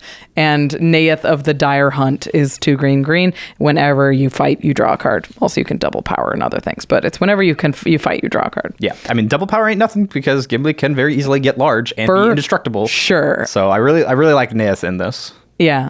So those 2 I was like, well, for flavor reasons, Legolas. Yes. And for power reasons, Naeth just goes right into this deck. Get it because it doubles power. But the first thing we've got to do is make a ton of things to kill. Yeah. So You know what's easy to kill? tokens. Tokens. So this really opens things up into a lot of like space that we haven't really visited before as Commander players, as far as Gruul tokens or Gruul sacrifice, Gruul aristocrats. So there are a lot of things, especially in green, that can give us those tokens that we want to sacrifice. Things like Michaeloth that just comes in, has Devour 2.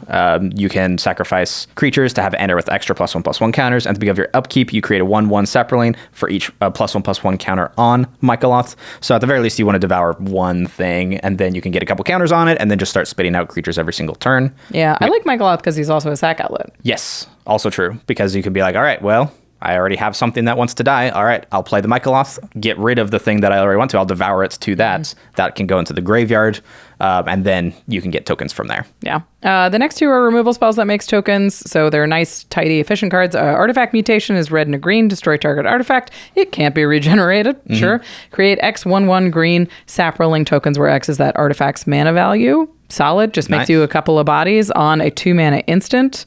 And the supercharged artifact mutation, Pest Infestation, is XX and a green for a sorcery. Destroy up to X target artifacts and or enchantments. Create twice X 1/1 black-green pest creature tokens that say when this creature dies, you gain 1 life. Yeah, it's like supercharged because it can hit artifacts or enchantments. Then makes pests that will gain you life when they die, and things are probably dying in this deck. Yeah. Like, that's just a thing that's going to happen. So Like minimum 3 mana, deal with a problem, make 2 creatures. yeah, easy. Yeah. Which, I've seen Pest Infestation really swing a game, so I like it a lot in this deck. Yeah, and then we've also got some big ones that we think are good includes for when you just want to make a lot of tokens.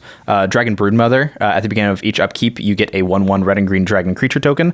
Again, same thing like Tendershoot Dryad as well is another good one. Those are at the beginning of each upkeep. So you play it, and then next person's turn, next person's turn, next person's turn, back to your turn. Now you got 4 things. Yep. Which is pretty good value. So if people don't deal with these immediately, then things can start to snowball out of control pretty fast.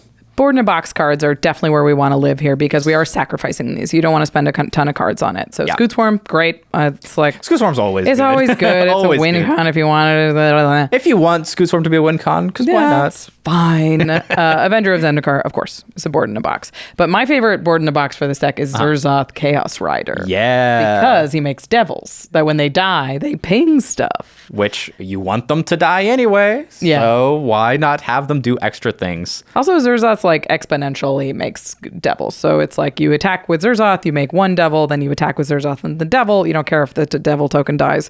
Then you get 2 more devils, and you can just make devils incidentally if your opponents are drawing on their opponent's turns. I like Zerzoth a lot. Yeah. Plus, he gives you extra payoff for dying. You played it on game nights. Of course you like it. Yeah, I cool do. guy. So we've talked a lot about green tokens. Yeah. Except for Zerzoth. Except for Zerzoth, which is red tokens. But the best way to make tokens in red is goblins. Goblins. Which is also super flavorful, I think. Yeah, honestly. Because the picture that is on this Gimli, at least the regular border one, is him kneeling in Moria, like mourning all of the dwarves that died and had to evacuate. Yeah.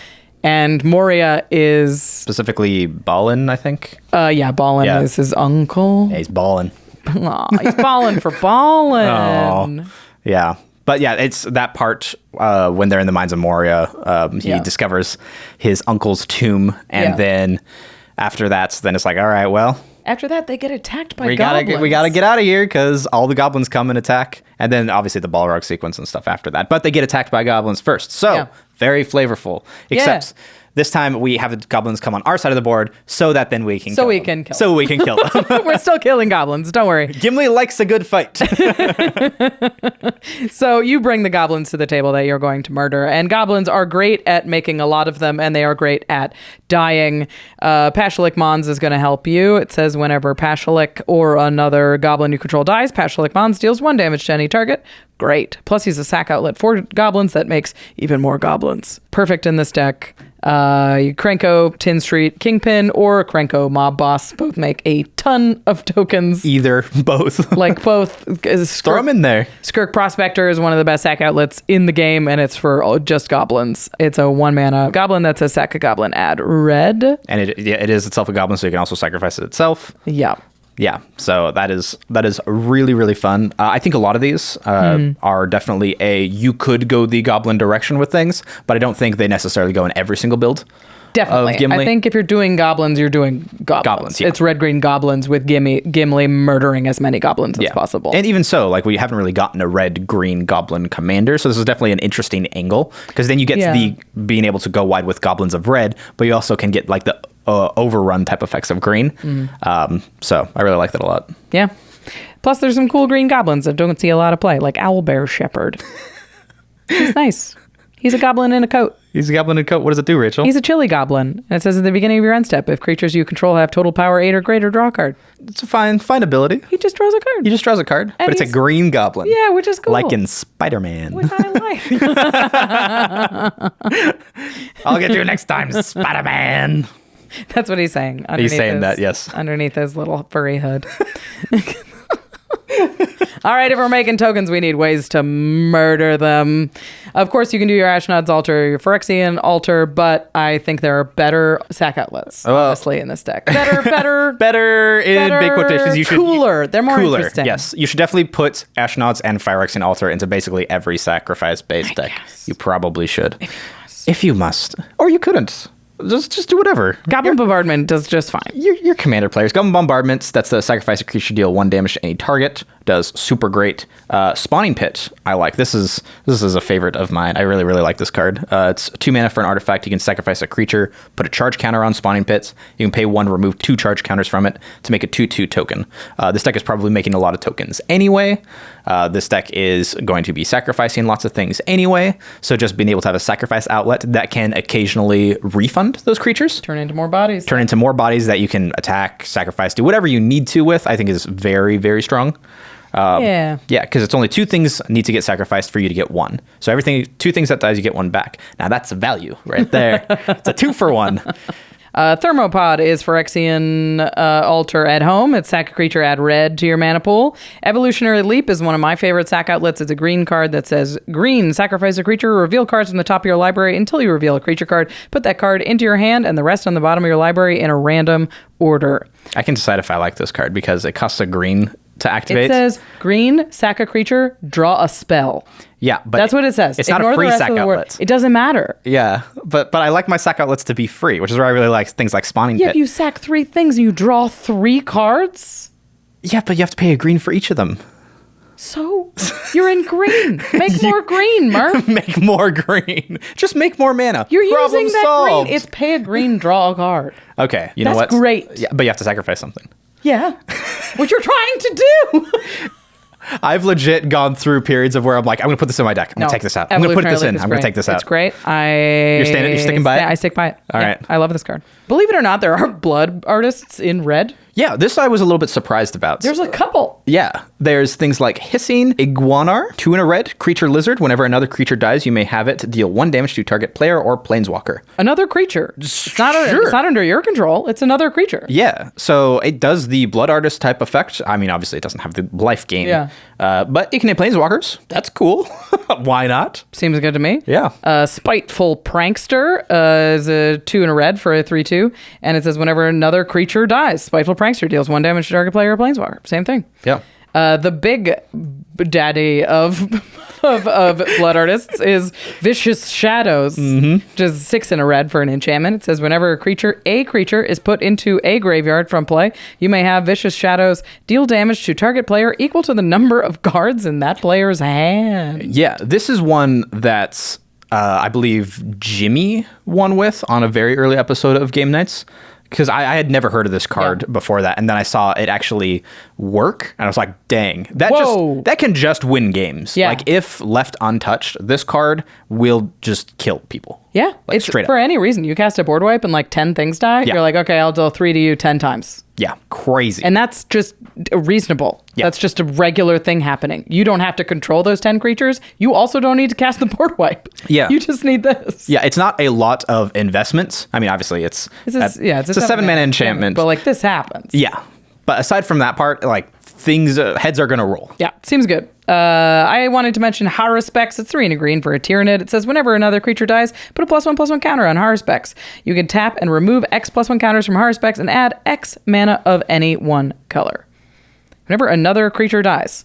Another creature. It doesn't matter if it's your creature or their creature, or for any reason, you like store mana in here and then can tap it for a bunch of stuff. Yeah, it's like a storage land. Plus, I think like you're still doing some kind of +1/+1 counters stuff in this deck because Gimli says whenever a creature dies, you put a counter on him. Yeah, that's super So interesting. I think a Hardened Scales is probably in this deck anyway. Yeah, if you're putting Hardened Scales in that anyway, then having the overlap of +1/+1 counters plus death triggers to just give you a lot of mana, I think can be very good. Seems good. You can also put Impact Tremors and Perforos in this deck. Sure, I guess. I guess. That's like your win con, Rachel, and you just gloss over that? I guess. I guess. You've heard of him. You can do it. Boring cards in. Fine. Let's put more interesting cards Hissing in. Iguanar in your deck. More interesting cards. Yes, it's worse than Impact Tremors. So? Yeah, and? it definitely is. It definitely is worse than Impact Tremors. You're not wrong about that. You also have a very big lad. Use the lad to murder your opponents. Yeah. Fling him. Yeah, because Gimli's going to just be getting big. If enough creatures die during your turn, he'll be indestructible, so you can attack for free. And then once you've attacked for free, why not fling him? Why not cast Berserk on him when you're attacking? Double his power. Double his power. Gimli can very easily one-shot somebody if you Berserk him. Oh, yeah. Like, you don't need a ton of setup. You just need a few things to die and then attack. Yeah, you don't have to build around this at all. Yeah. I think you just run a couple. You could just run Kazul's Fury, which is the modal thing. And you could just run like a Berserk or a Temur Battle Rage, depending on, and be like, oh, he's big enough. Kill you? Yeah. Berserk also is like a very flexible card. It's like a 1 green mana. Actually make it so that attacking creature will die. Actually make it so that that attacking creature will actually kill that person. So having cards like this, very, very, very neat, I think. I also think that this deck is just like, you could, if you have a sack outlet and you like sack 3 tokens, now your commander has indestructible. You cast Blasphemous Act. You kill the rest of your creatures and all of your opponent's creatures. You still have Gimli. Yeah. He's big. You just cast a board wipe. You could just bonk somebody with no blockers from out of nowhere. Yeah. How do you feel about building the deck like board wipe tribal? And then trying to just like have a little bit of self-sacrifice in there to get to the things that'll die. You do need enough creatures in there still to do it, because you need the stuff to sack to make him indestructible first. Okay, because he's not going to be indestructible if you... How about one of the board wipes that also gets rid of everybody's lands? Oh. So then Gimli is big. Is this a World Slayer deck? I guess like Obliterate or something. Is it destroy all creatures and artifacts and lands? Yeah, stuff like that. This is a good idea, right, Rachel? This is Murph signing off on mass land destruction. This will make your playgroup love you. Trust me. Gimli blows up the world. I like the idea. We still have 4 more cool brews to get to, but before that, we're going to hear a few words from our sponsors. And then I'm going to flash out Illusory Ambusher. I will bolt it to draw 3 cards. I will sneak attack out Triskaidekaphile. I'm going to go to my upkeep, and I will win the game. That was your first time playing the deck? Yeah. Well, I mean, first time in paper. I've already goldfished it like 100 times on ARCHIDEKT. Their playtester is super user-friendly. Playing cards just takes 1 click, and you can mulligan, tutor, and move through your turns with the press of a key. There are simple menus with counters and copies, and you can take notes on cards as you play them. ARCHIDEKT is the best place to browse, brew, and playtest commander decks. Just go to archidekt.com/commandzone to get started. That's ARCHIDEKT.com/commandzone. So Jimmy, what's a game where no one wins? A Stacks Mirror match? That's close, but no, I was looking for the waiting game. What? Well, when you're hiring, waiting for great talent to find you, that is just not a winning strategy. So find them first with Indeed, the platform where you can attract, interview, and hire all in one place. Why waste hours browsing multiple job sites when Indeed has powerful tools like Instant Match, which tutors for ideal candidates the moment you sponsor a post? Indeed's hiring platform just makes the whole process easy, helping you hire faster while only charging for applications that actually match your requirements. So with Indeed, everyone wins. Exactly, just like a Stacks Mirror match. Oh, what? Stacks is fun. I know for a fact you don't believe that. Or do I? Start hiring now with a $75 sponsored job credit to upgrade your job post at Indeed.com/commandzone. Offer good for a limited time. Claim your $75 credit now at Indeed.com/commandzone. Just go to Indeed.com/commandzone and support the show by saying you heard about it on this podcast. Again, that's Indeed.com/commandzone. Terms and conditions apply. Need to hire? You need Indeed. All my life, I have known nothing but the frigid snows of Kaldheim. Now the multiverse has opened itself to me, Arnie Metalbrow, and that can mean only one thing. Summer Slaycation! And with my RAYCON wireless earbuds, I'll always have my battle music slay list when I bring pain to the plains. RAYCON's mythic sound quality gets me pumped up when I'm roughhousing on Ravnica. And you know I love things that never fall out of my head, like RAYCON's custom gel tips that fit perfectly while I'm grappling on Gobakon. Plus, with 32 hours of battery and 8 hours of playtime, they never die while I'm pummeling on Pyrulia. And since they're just half the price of other premium brands, I have more money left for mimosas on Mercadia. What? It's a slaycation. I'm here to have fun. Create your own soundtrack with RAYCON. Right now, fans of the Command Zone can get 15% off their RAYCON order at buyraycon.com/command. That's buyraycon.com/command to save 15% on Raycons. Again, buyraycon.com/command. Welcome back, everybody. We are talking about the most interesting commanders in Lord of the Rings, the coolest brews, the neatest 99s. I liked that a lot. I felt good about it. That was I feel like great. I really stuck the landing on that. We are going to get right back to it because we have been talking a lot. And we're going to start with Goldberry River Daughter. Yeah. God, I'm obsessed with this card. She's so beautiful. Goldberry is a 1 and a blue for a 1/3 nymph. She has 2 activated abilities. The first says tap, move a counter of each kind not on Goldberry from another target permanent you control onto Goldberry. Okay? And then blue tap, move 1 or more counters from Goldberry onto another target permanent you control. If you do, draw a card. Yeah.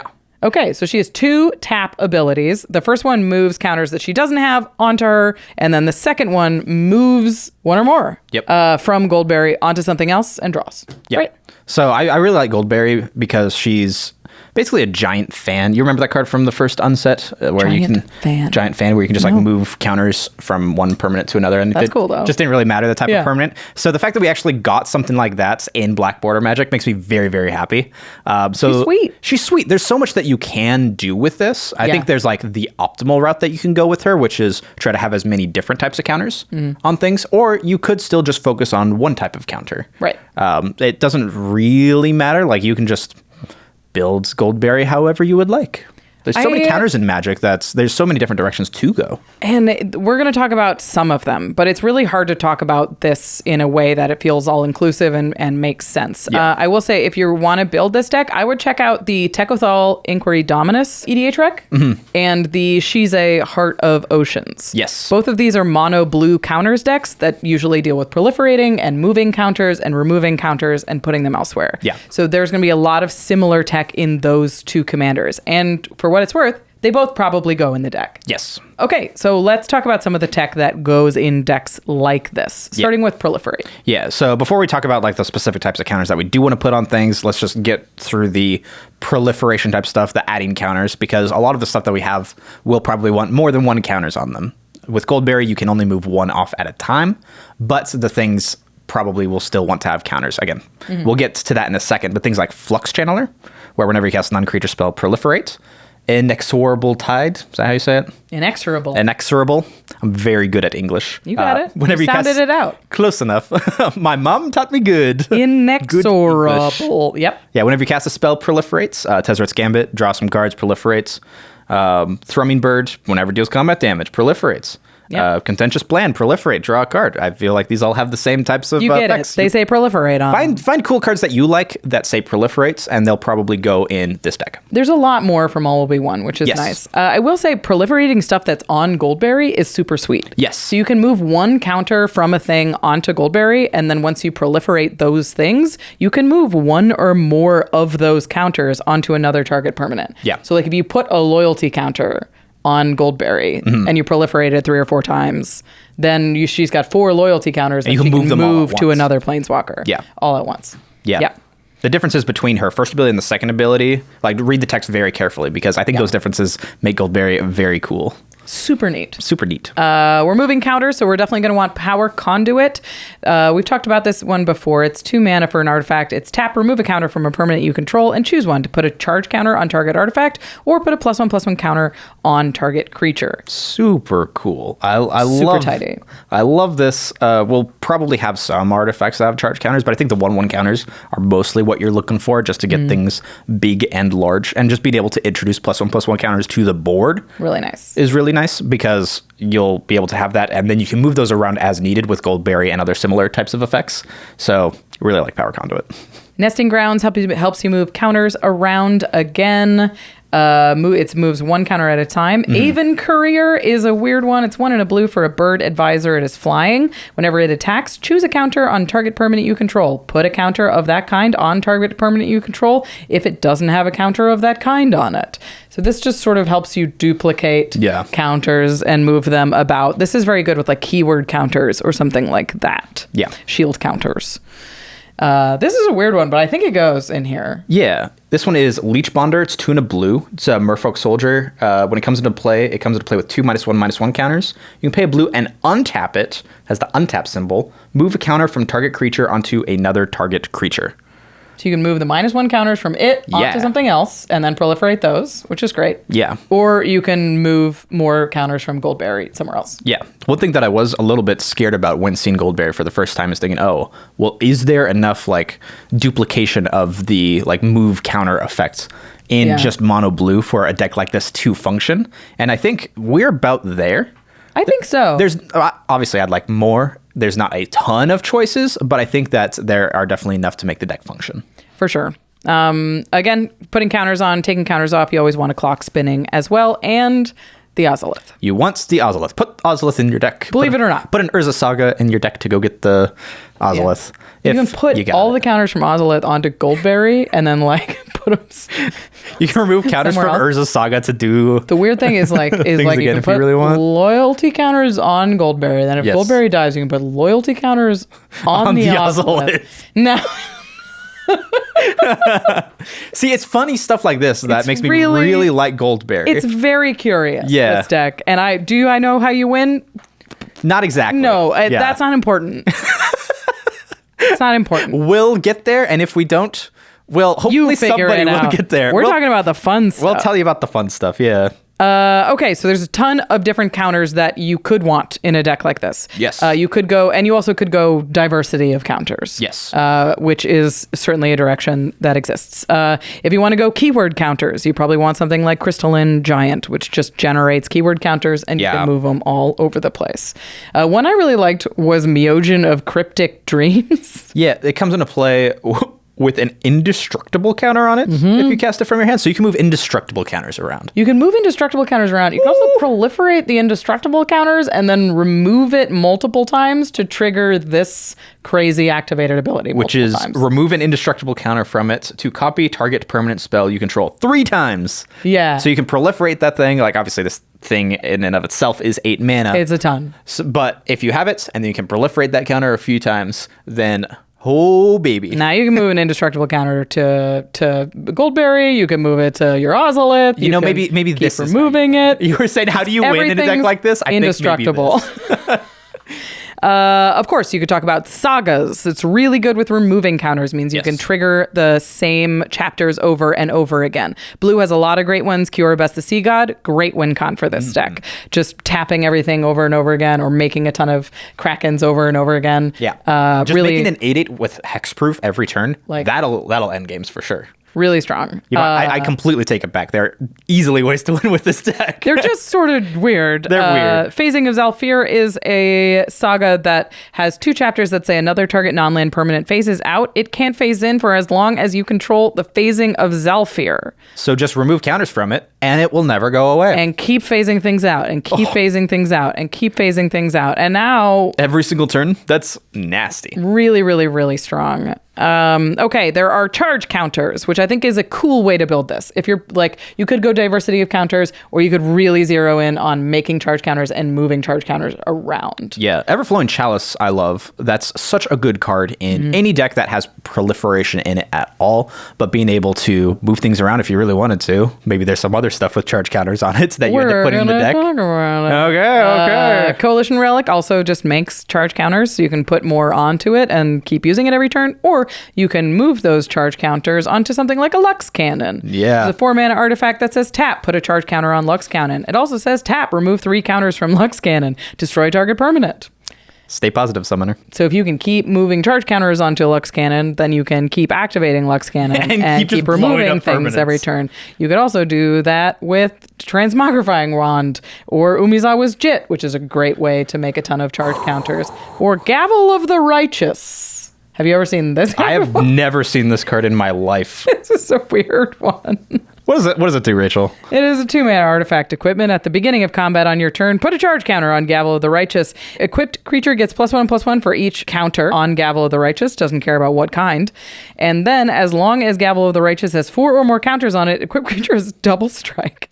Equip, pay 3, or remove a counter from Gavel of the Righteous. What is this from? Is this from the Streets of New Capenna Commander? Capenna, like counter deck. Every single time I see a new such card, a sweet deck. Every single time I see a new card, I'm like, that's cool. How did I miss that? Oh, it's from the Streets of New Capenna Commander deck. It's awesome. From New Capenna. And I'm like, I should just get all of those cards. The New Capenna Commander decks are full of goodies. So and this cool. deck in particular has a lot of weird tech. Yeah. Especially lately because we've been doing a lot of counter type stuff. But I think giving the Gavel to Goldberry is the funniest way to win this. So funny. Win this game for sure.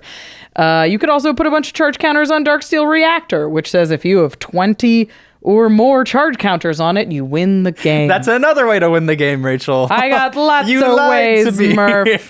I got lots of ways. There's also one that if you put charge counters on it and you remove charge counters, you take an extra turn. It's if you win with Darksteel Reactor, let us know about it, please. Proud of you. It's indestructible. So yeah, it's not out of the realm of possibility, but also 20 is a lot. 20 is a lot. So you got to take some time. But that's what I mean. Is like you use something with like Umizawa's Jit or like Coalition Relic or something that generates a lot of charge counters, and then you can put them onto Goldberry and then move them. So like you can only put one onto Goldberry, but if you proliferate a whole bunch on Goldberry and the other thing, you can redistribute charge counters. Yeah. I like Mindless Automaton in any deck that proliferates. This is the one that removes 2+1 counters and draws a card. Yep. Really good. This could also be a Planeswalker deck. So you could deal with loyalty counters. Yeah, even if you're not making this a Planeswalker deck, having a couple Planeswalkers in here I think is probably a smart idea. If you're running this much proliferate, they're just great. Yeah. Teferi Master of Time is great. We've talked about it a lot. Narset Part of Her Veils, give her a plus. Yeah. Acre Moon Gauntlet is some like hot new Planeswalker tech that we got recently. If you are making this a Planeswalker deck, this definitely belongs in there. It's Planeswalkers you control have 0 proliferate and -12 take an extra turn after this one. Ooh, baby. And whenever you cast a non-creature spell, choose a counter on target permanent, put an additional counter of that kind on that permanent. So honestly, That second ability, still probably pretty good. Still in this deck. It still gets it done, I think. Yeah. The interesting thing about Proliferate and Goldberry is if you take a counter from one thing and put it onto Goldberry, it makes Proliferate better because now you're proliferating two things instead of one. So you get two counters instead of the one counter. Yeah, that's a really good point because then if one thing still has a counter on it, you move it to Goldberry, but this still has at least a counter on it. Then you cast Proliferate. All right, cool. Now both of them go up instead of just this one going up. And you could put those two back over onto the thing originally. And now you've got, you've been paid off a counter. Yeah. So the more you proliferate, the better. The One Ring is also a great thing to proliferate, and it's flavorful. Except for Goldberry doesn't really care about the One Ring. She's like not she's worried chilling about it. in the river with Tom Bombadil. Sounds hanging like out. the best part of the book. And anyway, It's the best part of the book. That was the part that I had the hardest time getting past. It's like not the story, but it's also just like I love that Tolkien's like, let's take a break. If anybody ever And hang out with tries these, to like, read two old cool Lord of the guys. Rings, there's always two stopping points. They either get stuck at Tom Bombadil or they get stuck at Council of Elrond. Yep. Because Long, Council of talky Elrond is parts. 3 times as long as any chapter that's come before that, and so it's like exposition dump. You're like, here I we have go. been here forever.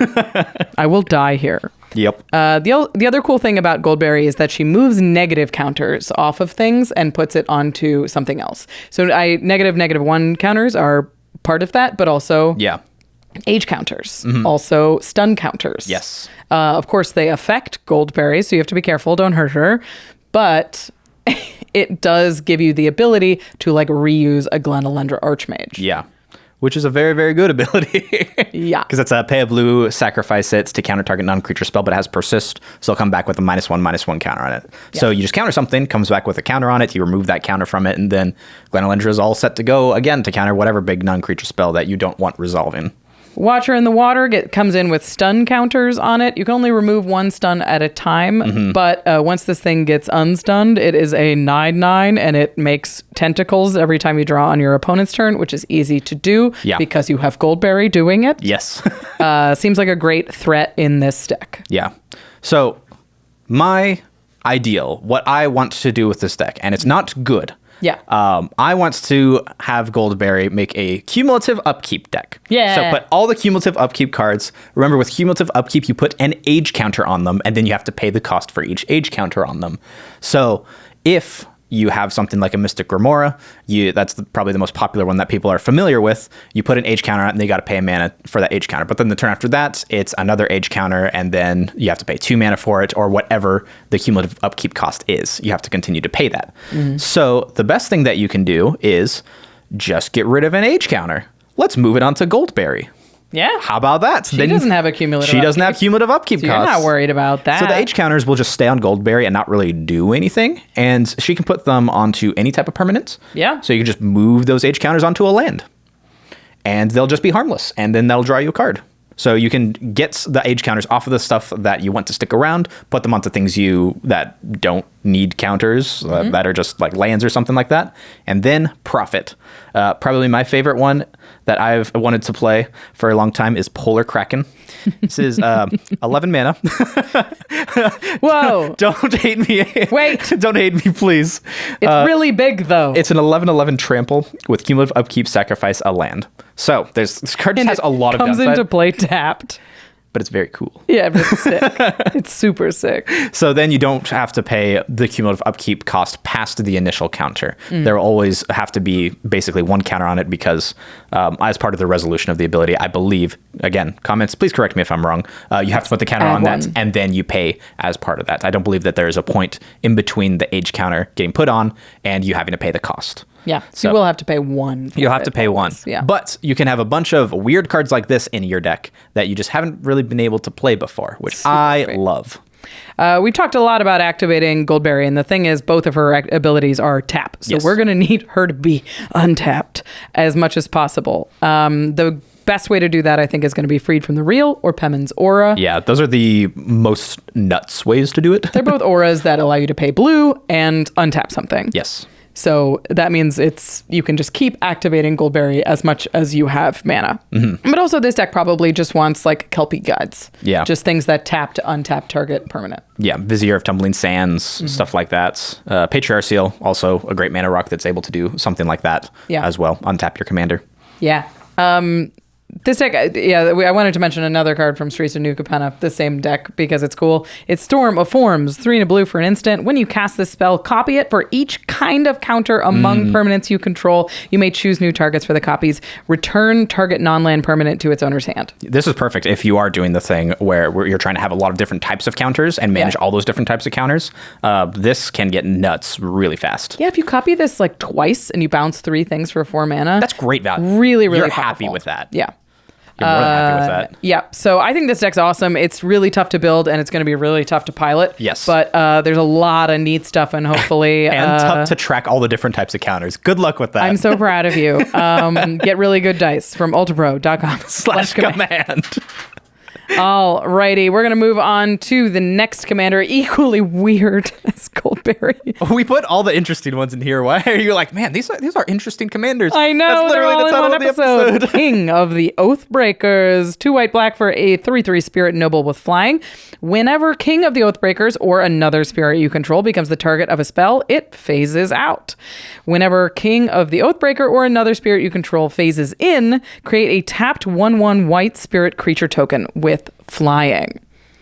Okay. Well. First of all, is this the first time we've ever seen a phasing trigger? Yeah. Are you asking me? Yeah. I think it is. It might be. Yeah, there might be some. I can't think of any. Yeah. There must be some old. Might be some old cards that do it, but there's no real cards that most commander players play. Right. That like when something phases in, something happens. Yeah. Because they don't leave the battlefield or enter the battlefield. They simply rematerialize. Yeah. Kind of. Okay, so there are a bunch of very good ways to phase things out, and you're familiar with these cards. It's Teferi's Protection, Clever Concealment, which we've talked about a lot, and Guardian of Faith, which is a spirit itself. It's 1 white for a flash vigilant 3/2 when it enters the battlefield. Any number of other target creatures you control phase out. And these are really good because they're able to phase a lot of things out. Right. Which means when they all phase in, you're going to make that many spirits for the number of spirits that phase in. Yep, assuming you have this and a lot of other spirits. Right. Robe of Stars is also a white card that says phasing on it. It's 1 and a white for an equipment that equipped creature gets +0/+3. 1 and a white equipped creature phases out. I remember when we were talking about the Dungeons and Dragons cards, I remember reading this and being like, this card's weird. Yeah. I don't know whether this card has a home. Well, we found a home for it here. Found a home for Robe of Stars, and it is weirdly expensive, which is kind of annoying. It's like $5 or something. Huh. I know. Who's playing this card? If so, it's cool. It's a cool card. Good for you. Great job. Proud of you. So those are the ones that say phasing on them. Those are going to go in the deck. For sure. Yeah. But the other thing it says is whenever it or another spirit you control becomes the target of a spell. Let's target everything. Yeah. As much as we can. Yeah. So we've got things like Cauldron Haze. This is an interesting one. It's 1 in a hybrid white-black. Instant, choose any number of target creatures. Each of those creatures gain persist until end of turn. Really cool to help save a board. But more importantly than that, it just says choose any number of target creatures. So you can target as many things as you want. So on the end step before your turn, or in response to a board wipe, or if something terrible is happening, you can target your whole board, phase everything out, and then they will all come back and make you a bunch of spirit tokens. Yes. So there's a whole category here dedicated to just instants that target as many things as possible. Mm-hmm. Most of them, we don't care what they do, because if your commander is on the battlefield, they say that they just phase out. Yeah. So the spell isn't actually going to do anything. Yeah, so what's going to happen is when you do end up targeting something with that, the spell is not going to resolve. Right. The spell is going to fizzle because now you have illegal targets. So even something like Eerie Interlude, which is like a blink spell and something that you usually want to have resolve, you don't really care that much about whether it resolves or not here, because you're going to be making a lot of tokens, presumably. You don't really care if those blink outs, but more importantly than that, you want your commander to be on the board when you're going to play Eerie Interlude, and then Eerie Interlude's just not going to resolve. It'll just phase everything out. Who cares? Great. We're going to run through these really quickly, I'm not going to tell you what they do, because what they do is phase out your board. Yes. There's Embolden for 2 and a white. There's Pollen Remedy for a single white. Heaven's Gate for a single white. Remedy for 1 and a white. A Scapegoat, which is sick, for a single white and sacrificing a creature. And Touch of Darkness for a single black. all of them are just going to phase out your board. I genuinely think you run all of these. Yeah, because that is the most powerful thing that you can do with this as your commander is phase your entire board out. Because it's exponential. It is number exponential. Of spirits that you get. Yeah, so old phasing, if you have played Commander or just Magic in the past, before I believe they changed this in C17, if you would phase a token out, it would cease to exist. Yeah. But as of C17 forward, they made it so that tokens phase out and can still phase back in. They don't just like disappear. So you just want as many of these as possible because you will make spirits, and then when they come back in, those spirits are made, and then you'll cast another one of these spells, phase everything out, and then everything will come back in, make more spirits, because those spirits that you just made will come back in, and that's what the commander cares about. And so as many of these spells that you can possibly have, that's what the deck wants. Yep. The deck also wants spirits, so let's talk about those. Yeah. There's a lot of really, really cool ones. Drog Skull Reinforcements is probably the best one. Yeah, it's the 3 and a white with melee. Other spirits you control have melee and prevent all non-combat damage that would be dealt to spirits you control. Your entire board is going to be spirits. Like that's just what the commander wants, and being able to swing out with impunity and buff everything up whenever you're swinging, because the spirits have flying. You're going to be attacking. You're going to be swinging. Why not? It's Seems great. Good. Spirit Bonds is a good way to make a lot of spirits. It's 1 and a white for an enchantment. Whenever a non-token creature enters the battlefield under your control, you may pay a white. If you do, put a 1/1 white spirit creature token with flying onto the board. You can also pay 1 and a white to sacrifice a spirit. Target non-spirit creature gains indestructible until end of turn. It doesn't seem likely that you'll be doing that. Yeah. But it makes a lot of spirits. Notably, it doesn't trigger when stuff phases back in. They're not entering the battlefield. They are phasing in. Yeah. Okay. Yeah, so you can very easily make this into a little bit more of a spirit tribal type of commander. Something like a Yobi, who split the heavens. Make a 3/3 spirit whenever you cast a spirit. Nika Ona, whenever you cast a spirit, then you can get it back to your hand and has an ETB to blow up an enchantment. Just some cards like that. This one's fun. Celestial Kieran. Yeah. 2 white for a legendary Kieran spirit. It is a 3/3 with flying. Whenever you play a spirit or arcane spell, destroy all permanents with that spell's converted mana cost. Yep. Whoa. Careful. That includes yours. Yes. But neat. notably, you have a commander that phases things out. So it is a lot easier to make that downside suddenly turn into an advantage for you, even if you have permanents of the converted mana cost of the spells that you're playing. Yep. Also, it's going to be really hard for people to remove this. Yes. Because their removal phases it. That's annoying. That's another insane part about this commander. It's not just spells that you have that target things. You just can't remove it. Yeah, it's spells that your opponents have that target things. So once you have your commander outs, your board becomes very, very hard to interact with. Right. They could cast a board wipe, which you could respond with one of these instances that we talked about before. Yes. Or they could hope it dies in combat, Yeah, I guess. Your regular Swords to Plowshares type effect is not going to do anything against this deck. No. It's just not. I think this is a cool way to build the deck, is around Iname Death Aspect. Yeah. 4 black for a spirit. It is a 4/4. When it comes into play, you may search your library for any number of spirit cards, put them into your graveyard. If you do, shuffle your library. But then we don't get Life Aspect. We got to have Life Aspect. We could get Life Aspect. Okay. Let's get Life Aspect. But it's green. It's a green card. We can't have Life Aspect We're in this going to deck. need Abzan Spirits next. All right. And then you run Living Death, or even more flavorful, Haunting Voyage. Ooh. Which will, if it was foretold, it's going to return all creatures of a certain creature type from your graveyard to the battlefield. All your spirits in your deck. Whoa! That's a very serious mana-intensive combo. But I'm proud of you for running some goofballs. Yes. You could also just make a lot of token spirits. That's pretty easy as well. Yeah, so something like Thalis Reverent Medium, beginning of your end step, create X 1/1 white spirits, where X is the number of tokens you created this turn. The commander makes tokens, and their spirits. And Thalis makes more spirits. Untapped. Whoa. Run this card. Seems good. She's not a spirit, so you will have to defend Thalis. Yeah. Honestly, if everybody's like removal spells are just sitting there rotting in their hand, Kill it. this is just going to eat a removal spell so fast. But still, very good card. Very, very good. Very cool in this deck. Clarion Spirit. Whenever you cast your second spell each turn, create a 1/1 white spirit creature token with flying. Yeah. The new Anduril Flame of the West is very on flavor. It is an equipment that says whenever the equipped creature attacks, you make 2 spirits. If the equipped creature is legendary, they're attacking. If it's not legendary, they are not attacking. Otherwise, there's just a ton of make token spirit cards. There's a flavorful one, Shadow Summoning, which is from Lord of the Rings.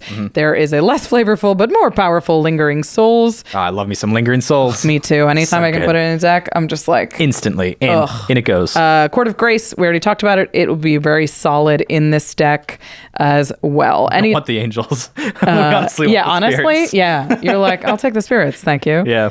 And anytime I can put Kaya's Guile into a deck with a reason, I do. This card's really, really sweet. 1 white, black for an instant. Choose 2. Each opponent sacrifices a creature. Exile all cards from each opponent's graveyard. Create a 1/1 white and black spirit creature token with flying, or you gain 4 life. Entwine for 3. Yeah. Casting this for 3 is great. Casting this for 6 is awesome. This card is really, really solid and just answers the problem. It's so cool. Yeah, you'll probably want some, like, just generically good spirits in the deck as well. Cards like Selfless Spirit, I think, are exactly what you want, because on the off chance something somehow manages to do something to your board, having a Selfless Spirit on board is able to keep your board alive even longer. It makes it's just, you have the phasing, you have the indestructible, and it's just almost impossible for people to get through to your board, even if you don't have that thing to target something and not blink, but phase it out in response. Something that I really like is Horobi Death's Wail. Whenever a creature becomes the target of a spell or ability, destroy that creature. Now, you are running lots of stuff that targets. So, just point that at your opponent's stuff. Why not?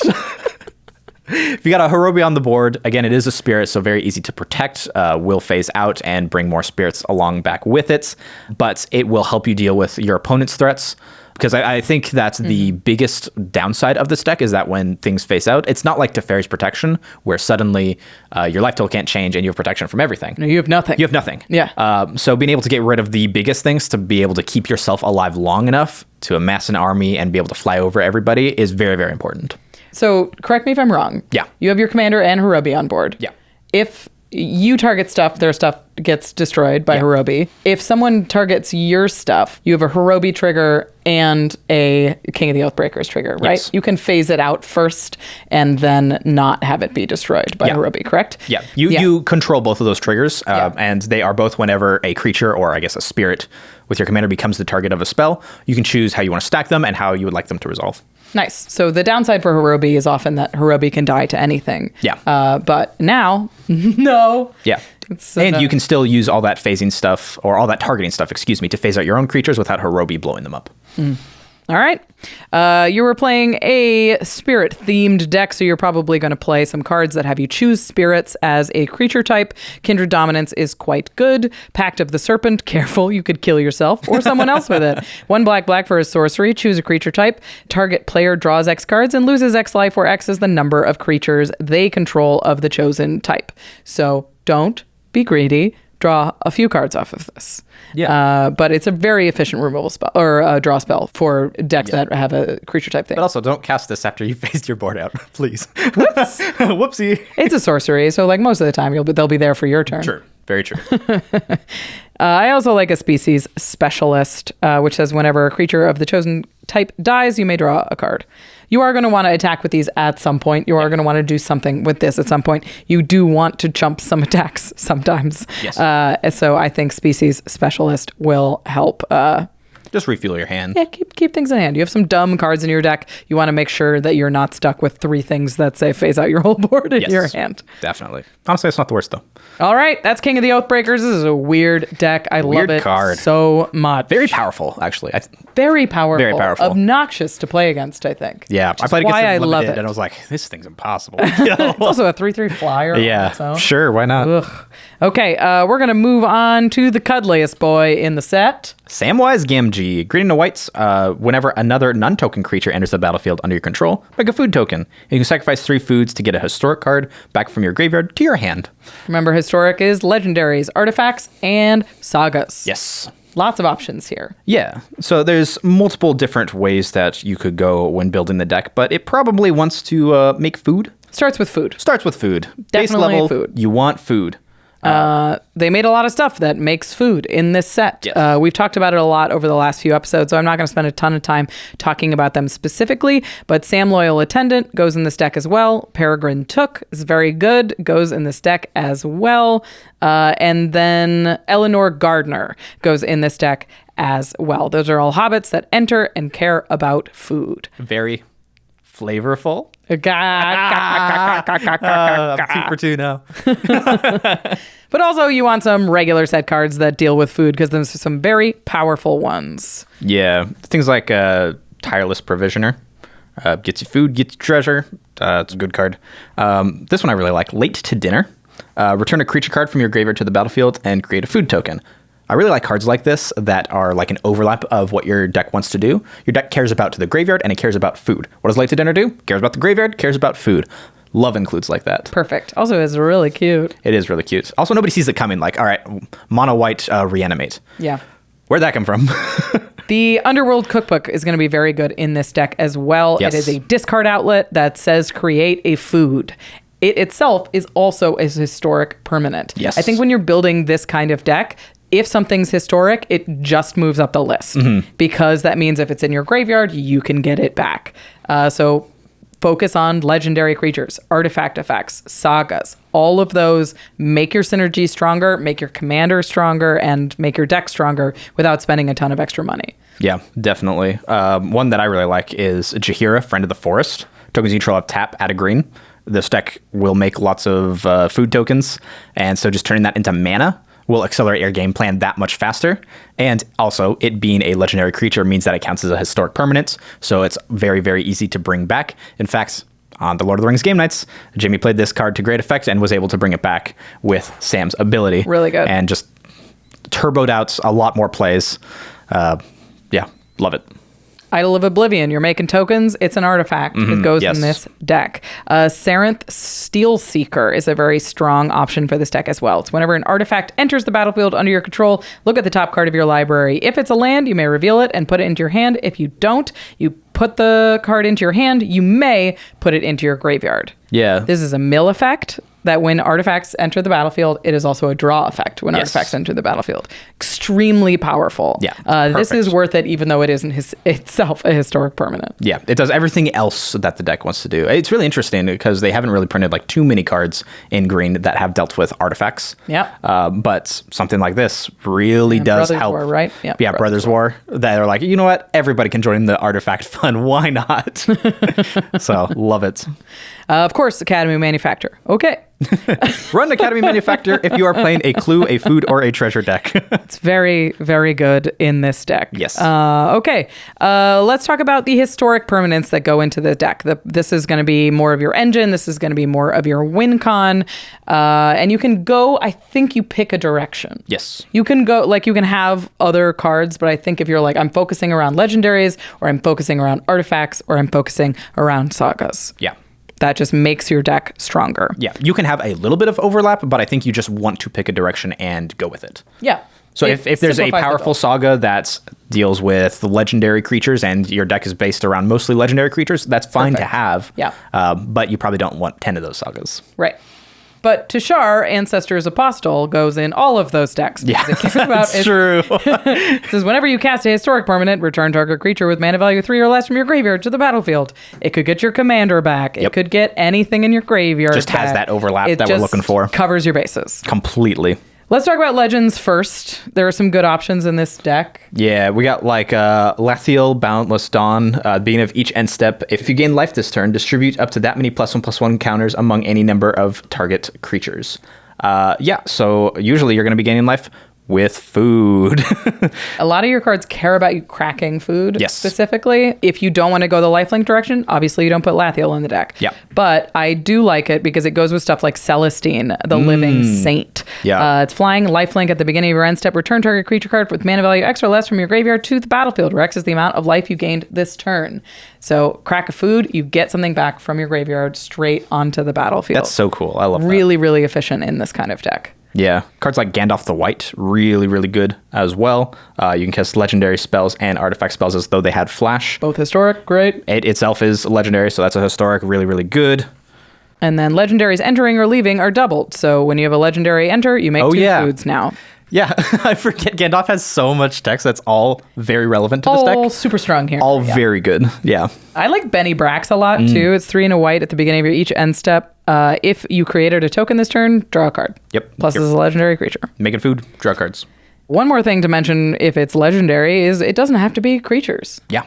There are historic cards that are instants and sorceries. There are historic cards that are lands, and they are busted in this deck. Yeah, like the Boseiju or the Iganjos of the world. Oh, God. There's only 2 colors, so that's all you can include of that specific cycle. Well, you would run them all if you could. Those are probably 2 of the better ones anyway. Oh, So. man. I don't love Urza's Ruinous Blast as much anymore because there's so many of the powerful permanents in the world are legendary. Yeah. Like, this doesn't answer Great Henge. This doesn't answer Commanders. It just doesn't do it. The past couple of years, Wizards really has been pushing like legendary permanents, legendary creatures, just legendary stuff. Yeah. Because I totally agree with you that Urza's Ruinous Blast used to be like, this is the best. I have a legendary deck, in it goes. But oftentimes they'll just not hit the stuff that you want. Yeah. If it's good in your play group, absolutely run it. Yeah. Just don't let us tell you what to do. But it's definitely fallen out of favor, at least for me as well. But this next one I do think is interesting. It's Kamal's Druidic Vow. It's X green for a legendary sorcery. Look at the top X cards of your library. You may put any number of land and or legendary permanent cards with converted mana cost X or less from among them onto the battlefield. Put the rest into your graveyard. Yeah. It's mill, it's recursion. You can bring it back to your hand and do it again next turn. Yes. Really, really strong, and I think goes slammed into a legendary version of this deck. Yeah, really like that, actually. Yeah. Who needs Genesis Wave when you've got Kamal's Druidic Vow? All right, let's talk about the artifact version of this deck, which is sweet and runs a lot of the stuff we have already talked about, but I wanted to mention Aetherworks Marvel. Yeah, that's the 4 mana whenever a permanent you control is put into a graveyard. You get an energy counter, and you can tap it and pay 6 energy to look at the top 6 cards of your library and cast a card from among them without paying its mana cost. Very powerful card. Used to be part of a standard deck that got banned. But yeah, this is a legendary and an artifact, both things that the deck cares about, and you will be putting things into the graveyard. Yeah, you're sacking 3 foods to activate your commander. You only have to activate your commander twice to trigger this, and that's if you're not sacking foods for life, and that's if you're not sacking treasures. That's if you're not sacking your other creatures that you're recurring back to the battlefield. Exactly. Seems unlikely that you're not going to be able to trigger this reliably. Yeah. Witch's Oven, for sure. You sack a creature and you make food. Both of those are things that you want to do. Mm-hmm. And Panharmonicon will double the ETBs of your non-token creatures. Yep. Just like Gandalf, just absolutely does work in this deck. The last one I wanted to mention is Palantir of Orthanc is really good. It's a 3 mana artifact that both mills and or draws you cards. Yeah. It's historic. It mills you in your green-white deck, which isn't as easy as you think. Yeah. That's something that you kind of take for granted in like a black or blue deck of like, oh, I can just self-mill myself, get whatever I need into the graveyard. Yeah. Green-white has a little bit of a harder time doing that. For sure. And I think I like Ratchet Field Medic in this deck as well. Let's go. 2 and a white. Yeah, it's Samwise Gamgee and Ratchet Field Medic. We know. Join forces. With Celestine from Warhammer. All right. It's when you gain life, you may convert Ratchet. When you do, return to your artifact with mana value less than or equal to the amount of life you've gained from your graveyard to the battlefield tapped. It's Celestine for artifacts. Yes. Seems quite good. Yeah. So if you're going more towards the artifacts side of things, then you probably want Ratchet. If you want more the legendary creature side of things, then you probably want Celestine. All right. Let's talk about sagas real quick. Yeah. You should put in Urza's Saga. Yeah, that seems busted. It seems good. Man, because you can just keep running it and replaying it, and that seems, yeah. And those are going to be big constructs because of all your food. All right. Yeah. Usually you don't care that much about the constructs, but you're just like, I'll poop one out. Yeah. For First fun, time you I go guess. get a cookbook or a soul ring. Yeah. Seems really quite good. I like Restoration of Iganjo a lot lately. It's 2 and a white. Search your library for a basic plains, reveal it, put it into your hand, then shuffle. Then you may discard a card. When you do, return target permanent card with mana value 2 or less from your graveyard to the battlefield tapped. So sometimes the plains, sometimes your Idol of Oblivion, sometimes Sakura Tribe Elder. Go nuts. It can do a lot for you. Yeah. Then you probably want historic permanents that care about sagas. This is true. Stuff like Satsuki Living Lore. She's a legend. She's a legendary creature. You can tap, put a lore counter on each saga you control, activate as a sorcery, and when she dies, you can get sagas back. So again, that overlap that we're looking for of it's a legendary creature that cares about sagas. Again, if you're going that saga routes, is just very, very powerful with Sam as the commander. Finally, Sithis Harvest's Hand is going to go in that version of the deck as well. It's a legendary creature that when you cast enchantments, you gain 1 life and draw a card. Yep. Same also overlap. says gain 1 life. Whew, all of it. It's true. It also gains Just life. really does. You do care about life gain. There's a few cards that you probably want in the deck no matter what that care about life gain. So why not? Sithis isn't already busted enough as it is. This deck is sweet. I think there's a lot of really cool ways that you can build it. There are also a lot of combos that go in this kind of deck. Yeah. Anytime that you are messing with colons, things start to loop. There is an infinite combo with Samwise Gamgee and Cauldron Familiar and any free sack outlet. Obviously, that can't go into this deck, but if you're playing against an Abzan food deck, it can be in there. Keep an eye out for it. Yep. Of course, Rosie Cotton of South Lane and Scurry Oak has been taking over. I saw a modern deck built around this combo. I did. That it is did not do very well. Funny. And so it just like gets you an infinitely large board. Scurry Oak and Infinite Squirrels seems really good. So funny. While I was taking a look at Jimmy's deck for game nights, I found this infinite combo and was like, what a beautiful place we live in. And it is Build a Pony, which enters and makes 2 foods. Emil the Blessed, which has 3 mana to blink something, 3 colorless mana to blink something, and Kruk Clan Ironworks, which you can sack a food. Blink Bill. Get 2 more food, sack of food, sack of food. Now you have infinite colorless mana, infinite blanks, 2 ponies, and a KCI do this to you. There are specific like signpost cards like Kruk Clan Ironworks that are just so inherently powerful that they just like kind of accidentally go infinite with things. Like with Build a Pony and a Unicorn. I put things like Safi Eric's Daughter. And you're like, whoops, daisy. Actually, that's an infinite combo. I didn't mean to. Sorry, everyone. Should have said that ahead of time. Woo! But I didn't know. My bad. All right, we have one more commander pairing to talk about today, and it's Sam Loyal Attendant and Frodo Adventurous Hobbit. We've talked about Sam, but let's read him one more time just so we're up to date. Yeah, so he's 1 green and a white. He partners with Frodo. At the beginning of combat on your turn, create a food token, and activate abilities of foods you control cost 1 less to activate, and he's a 2/4. Yeah. And Frodo is his partner, and it says Frodo Adventurous Hobbit is white and a black for a halfling scout. He's a 1/3 with vigilance.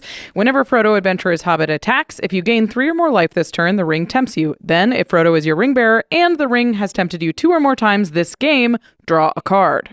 This is an Abzan food deck, like we were mentioning before. Yes. And we're not going to talk about all the food stuff that we just talked about, because we just talked about it. But I did want to mention some of the things that are specifically good in this version of the food deck that aren't good or can't go in the Samwise Gamgee deck. Yeah, stuff like Agent of the Iron Throne gives your commander creatures whenever an artifact or creature is put into a graveyard from the battlefield, each opponent loses 1 life. You're playing partner commanders, so Agent of the Iron Throne is extra good in that case. Also, it's black, so obviously can't go in the other Samwise deck. Triggers twice. And yeah, it just triggers twice. You're sacrificing foods. Excellent include.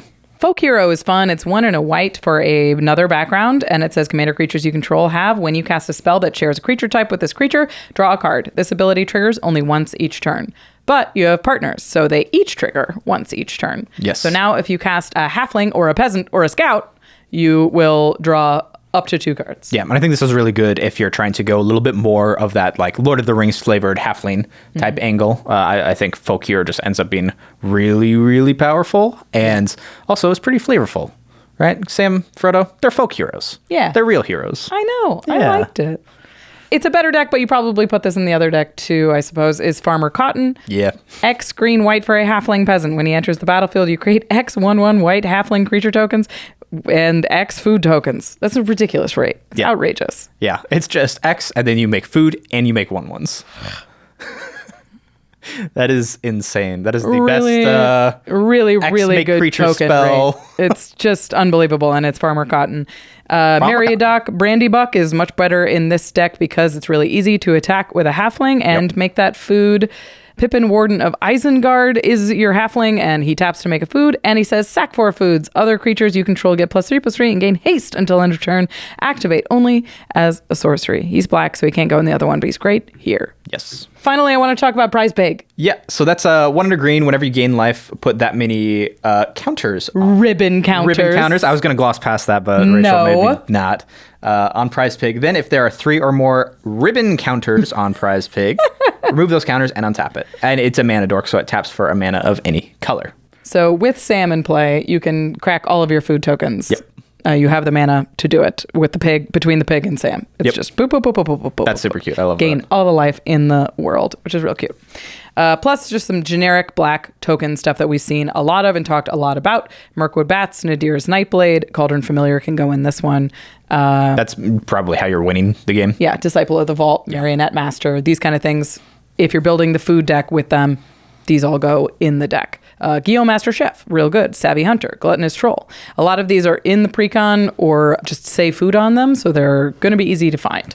Yeah. And honestly, they're not that expensive either. Most of these cards are pretty inexpensive. Guillaume, he's like buff. He's been going up a little getting bit? Expensive because of this precon. Oh, well. Yeah. Yeah, maybe some of these aren't quite as inexpensive as I once thought, but yeah, still great includes. Very good. So we've talked a lot about food. I don't want to spend a lot more time talking about it. I think that's a great way to build this deck, but there's sort of some cute things that you can do if you want to be a little bit more Frodo focused. Yeah, so let's take a little bit of a closer look at Frodo himself. He wants life gain, and he wants to be tempted by the ring. Right. Which is a little odd to say. Like, you want Frodo to be tempted by the ring. Yeah, but he just kind of does. He just kind of does. So, first off, life gain stuff. We've got things like a Johnny the Great-Hearted, where you can just plus and gain the 3 life that you need for Frodo to do his thing. Yeah, and I think +1 encounters often goes with life gain type cards, so you could put counters on it. I think this is a funny Glorious Sunrise deck. It's 3 green for an enchantment. It says at the beginning of combat on your turn, choose 1. Creatures you control get +1/+1 and gain trample until end of turn. Target land gains add green until end of turn. Draw a card if you control a creature with power 3 or greater, or you gain 3 life. So, Rachel, you don't usually. Realistically, would you actually pick the you choose gain 3 life the you in this gain deck? 3 life? I still don't know if I would. It's a backup, though. I don't know if I would, though. But you can. You can. That's still okay. It's crossover. You see. This is 5 mana. There are better ways to gain life. I think. Cracking a food token from Sam. Probably cracking a food token, yes. But if you're going the more life gain route, you're probably gaining huge amounts of life, and you can use that land to gain more life. Yeah. You could use it to cast Veto, Thorn of the Dusk Rose, which when you gain life, somebody else loses it. Sanguine Bond, same thing. Yeah. So if you are going the life gain routes, then you want these as like more or less finishers, like ways to be able to end the game, to finish the game. Because if you're going the other food routes, then you have all those like token sacrifice game finishers, and you probably won't have as many or any of those in this version of the deck. So you want things like Veto and Sanguine Bond to be able to get yourself up over the top of everybody else once you have that critical amount of life gain. It also doesn't have to be gain huge amounts of life. If you're only trying to gain like 3 life a turn just to trigger these things and trigger Frodo, you can run stuff like Indulging Patrician, which says at the beginning of your end step, if you gain 3 or more life, each opponent loses 3 life. Or what I really liked was Ezarut Channeler. It's a tree folk, which is on flavor, but it's 5 and a green for a tree folk druid with reach. Creature spells you cast cost X less to cast, where X is the amount of life you've gained this turn. And then it has an activated ability that says tap, you gain 2 life. Yeah, there's actually a few things from Witherbloom. Really good in this kind of deck. That's really good in this kind of deck because Witherbloom cared about life because it had like the pests and everything, overall amount of life. So if you are going this direction, take a look at like the precons or just some stuff from Strixhaven. You'll probably find a few good toys that we did not mention here. Very cool. But I think if you're building more around Frodo, you're going to really zero in on the ring tempts you stuff. Yeah. So you can include like the other version of Frodo, where you can like pay mana into him to make him buffer / make people lose the game. which is pretty cool. You're trying to get tempted by the ring anyway, so why not include this other version of Frodo? Stuff like Call of the Ring is pretty darn good. Even if you're not trying to get tempted by the ring, I found this card to be quite good. Yeah. Just provides a lot of value and Just gets you draws a card. cards. Yeah, why not? The Nazgul, probably don't go out of your way to buy one because they're still like pretty darn. They'll come down, right? They'll come down. They've got to come down. I think- really hope I they think come they're down. at time of recording they're like 12 or 13, I think.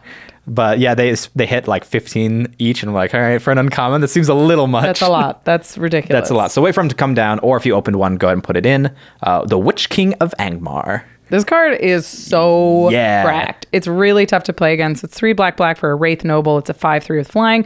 Whenever one or more creatures deal combat damage to you, each opponent sacrifices a creature that dealt combat damage to you this turn. The ring tempts you. And it says discard a card. Witch King of Angmar gains indestructible until end of turn. Tap it. Yep. Really tough to deal with. It becomes like a no mercy type effect. Plus, it's just a 5/3 flyer that's huge and indestructible. It's just very difficult for your opponents to deal with because even if you don't really want to discard a card to it, it's that threat of activation that keeps people from trying to remove it. Obviously, it still dies to like a swords or whatever, but keeps it around for longer than it probably should. Really good in partner decks. The ring goes south. It's 3 and a green for a sorcery. The ring tempts you, then reveal cards from the top of your library until you reveal X lane cards, where X is the number of legendary creatures you control. Put those lane cards onto the battlefield tapped, and the rest on the bottom of your library in a random order. You have 2 cheap legends in your deck. You're going to want to put more because of all the hobbits we've talked about. So you're just going to have 3 or 4 hobbits. Yeah, and I like cards like this because it is that curve, right? It's Frodo into Sam into ring goes south. Like you have that curve built in. And so when you are deck constructing, it's very important to think about, all right, well, do I want to play something on turn 4? What type of thing do I want to play? And a card like the ring goes south gets us the ring tempting stuff, and it helps like further our game plan of like getting lands into play so that we can get into that mid/late game. Alrighty. We talked about it previously, but there is a weird infinite the ring tempts you combo. If you want to just turbo out or do like a weird drain and gain thing, it's Radadrobic of Urborg with Boromir, Warden of the Forest. He sacrifices himself and then triggers Radadrobic, makes a non-legendary version of himself, and then the ring tempts you. You make that non-legendary version legendary, and you can sack it again. Rinse and repeat. Whoop, whoop, whoop. All right. I want to talk about a couple of things that just magnify the ring tempts you abilities a little bit. Make sure that you're really using the extra looting or you're really using the combat damage trigger. And we're going to move through them pretty quick because this is like sort of a niche way that you can build Frodo. But Gixian Puppeteer I thought was cute. It's whenever you draw your second card each turn, each opponent loses 2 life and you gain 2 life. More of that drain that you're trying to do. And then when it dies, return another target creature with mana value 3 or less from your graveyard to the battlefield. Most of the hobbits are 3 or less. Yeah. So this will get something relevant for you. And in the meantime, it's draining. And again, the second draw good because the second ability on the ring is the looting, the draw, and discard. Right. Jol Rael, I think, is really good too. It's whenever you draw your second card each turn, you make a 2/2 cat, but then it has an instant speed buff effect, which is 6 mana until end of turn. Creatures you control have base power and toughness XX, where X is the number of cards in your hand. So the reason I say instant speed is because you can attack, and then they be like, oh, I can't block because of the skulk, and then you can be like, psych, he's huge, and buff your commanders and deal a whole bunch of damage. Yeah, I love that. Or you can give them double strike. And then drain him for 6 every time he hits. So that seems good. I asked you about the inclusion of like... I think it's good. So why do you have these double strike cards on Frodo? It's can't an attack trigger, Rachel. Why would you want that? For the drain. For the very last ability on the ring. Which you're going to get to. Which you're going to get to, hopefully. You will. I believe in you. It now does 6 to everybody instead of 3. That's a lot. Yeah, but I feel like... That just okay. With the other, we've got Gixian Puppeteer in play too. We do. We have all of these. We have all of this is Magical Christmas Land. We have all of these cards. We have all of these in play, and Double Strike is just good because Frodo's what, a 1/3. Yeah. So he's gonna be hitting hard. Yeah, it's 1 drain for 3, 1 drain for 3. So it's doing. We're gonna kill him with commander damage. 8 damage. I'm a little skeptical, Rachel. More than that. I'm a little skeptical. Look. People really like these commanders and they want to build a cool deck around it. So I'm seeing what you can do. It's probably a food deck. Yeah. But if you want go ahead, make whatever your heart desires. Make your double strike deck with fire shriekers and stuff, and watch Frodo go to town. I believe it. If Frodo carried the ring into Mordor, he can win with commander damage. All right, hear me out. Yeah. Voltron, Frodo, and Sam. Can we make that work? Just give them enough swords. Give them enough swords. Will break into maybe Mordor. a little bit of artifact synergy because Sam will make artifacts and stuff, and I think we can make that work. Have the foods keep us alive a little bit. What's the one that gets +1/+1? What's the hat that equips for a black? At instant speed that they get +1/+1 for the number of cranial artifacts plating? you control. Cranial plating. Cranial plating. Yeah, so just throw cranial plating on. You can equip that at instant speed, right? I'm not making that up? Yeah, you're making that up. So you can attack, and then he's got skulk, so you can't block him, and then you're like, whoop, cranial plating, kabonk! And make sure that it has the double strike and everything so that it hits twice. All right, we have ourselves a deck, Rachel. All right. There are things that you can do other than food with Frodo and Sam. Very fun. All right, those are the commanders that we are going to talk about today. We have to. I hope that you enjoyed the weird, cool brews that we came up with for these. So, but before we go, I want to talk about what are your favorite from the ones we talked about today. Goldberry. Easily. Yeah. Goldberry's so sweet. Goldberry's my favorite. Plus, it's beautiful. Oh, beautiful card. I think my favorite has to be the King of the Oathbreakers. Yeah. It's so powerful, too. It's so powerful. Spirits are a really cool creature type. You can move a lot at instant speed. The deck can protect itself. It feels very spirity. Yeah. And it also feels like the spirits at the end of Lord of the Rings, where everyone's like, how can I not kill these guys?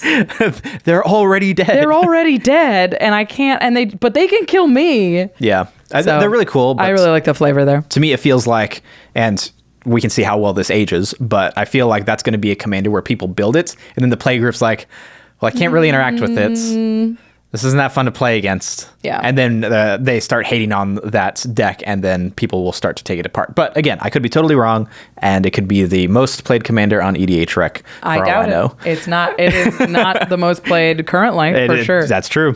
All right, we've talked about a lot of interesting commanders in the set. Yeah. And it falls to us, you and me, to Yes. decide which one is the most interesting of these 8. Of these what's 8? the coolest build that you're like, man, that one is the sweetest deck you can make? I like Gimli, personally. Cool. Because I like the many different directions that you can go with it. Honestly, a lot of these commanders do have that where you can like go this way, or you can go this way, or you can go this way with it. But Gimli, I think, other than Goldberry, that is, puts us in the design space that we just haven't really seen much. And red-green aristocrats, very cool to me. Pretty sweet.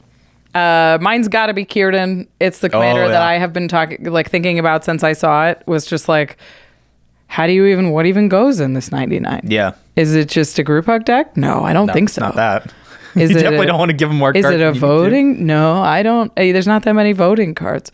So it was the real puzzle for me, and it's been really interesting to see how people play and react to it. Yeah, definitely. Because it's definitely not something that we have ever seen before.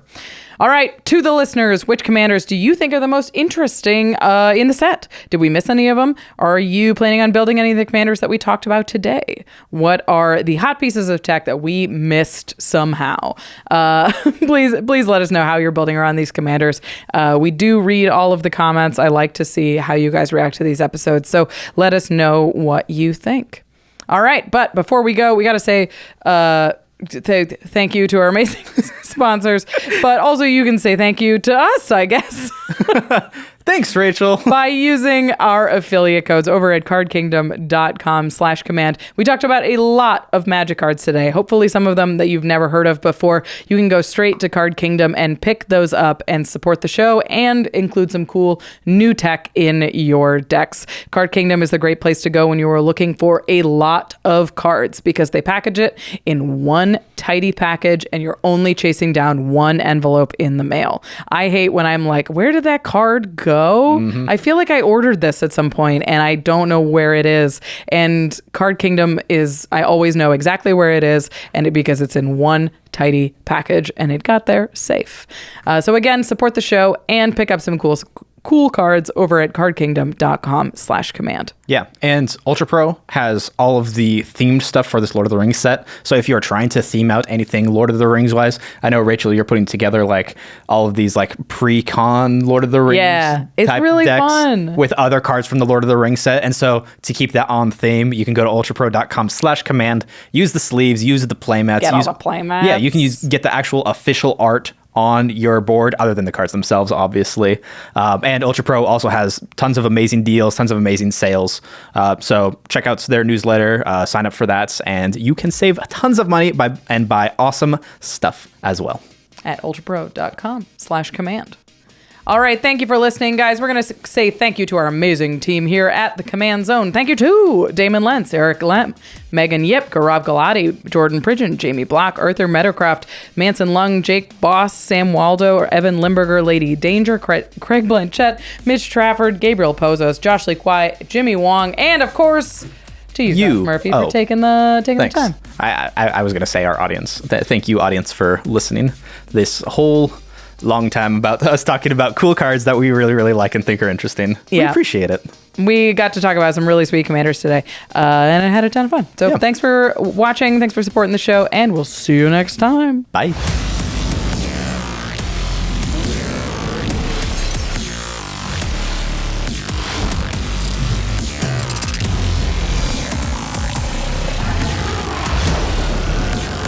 Thank you for your attention. For further inquiries, send an email to commandcast@rocketjump.com or ask us on Twitter @JFWong and @Josh Lee Kwai. See you later, alligator. Greetings, humans.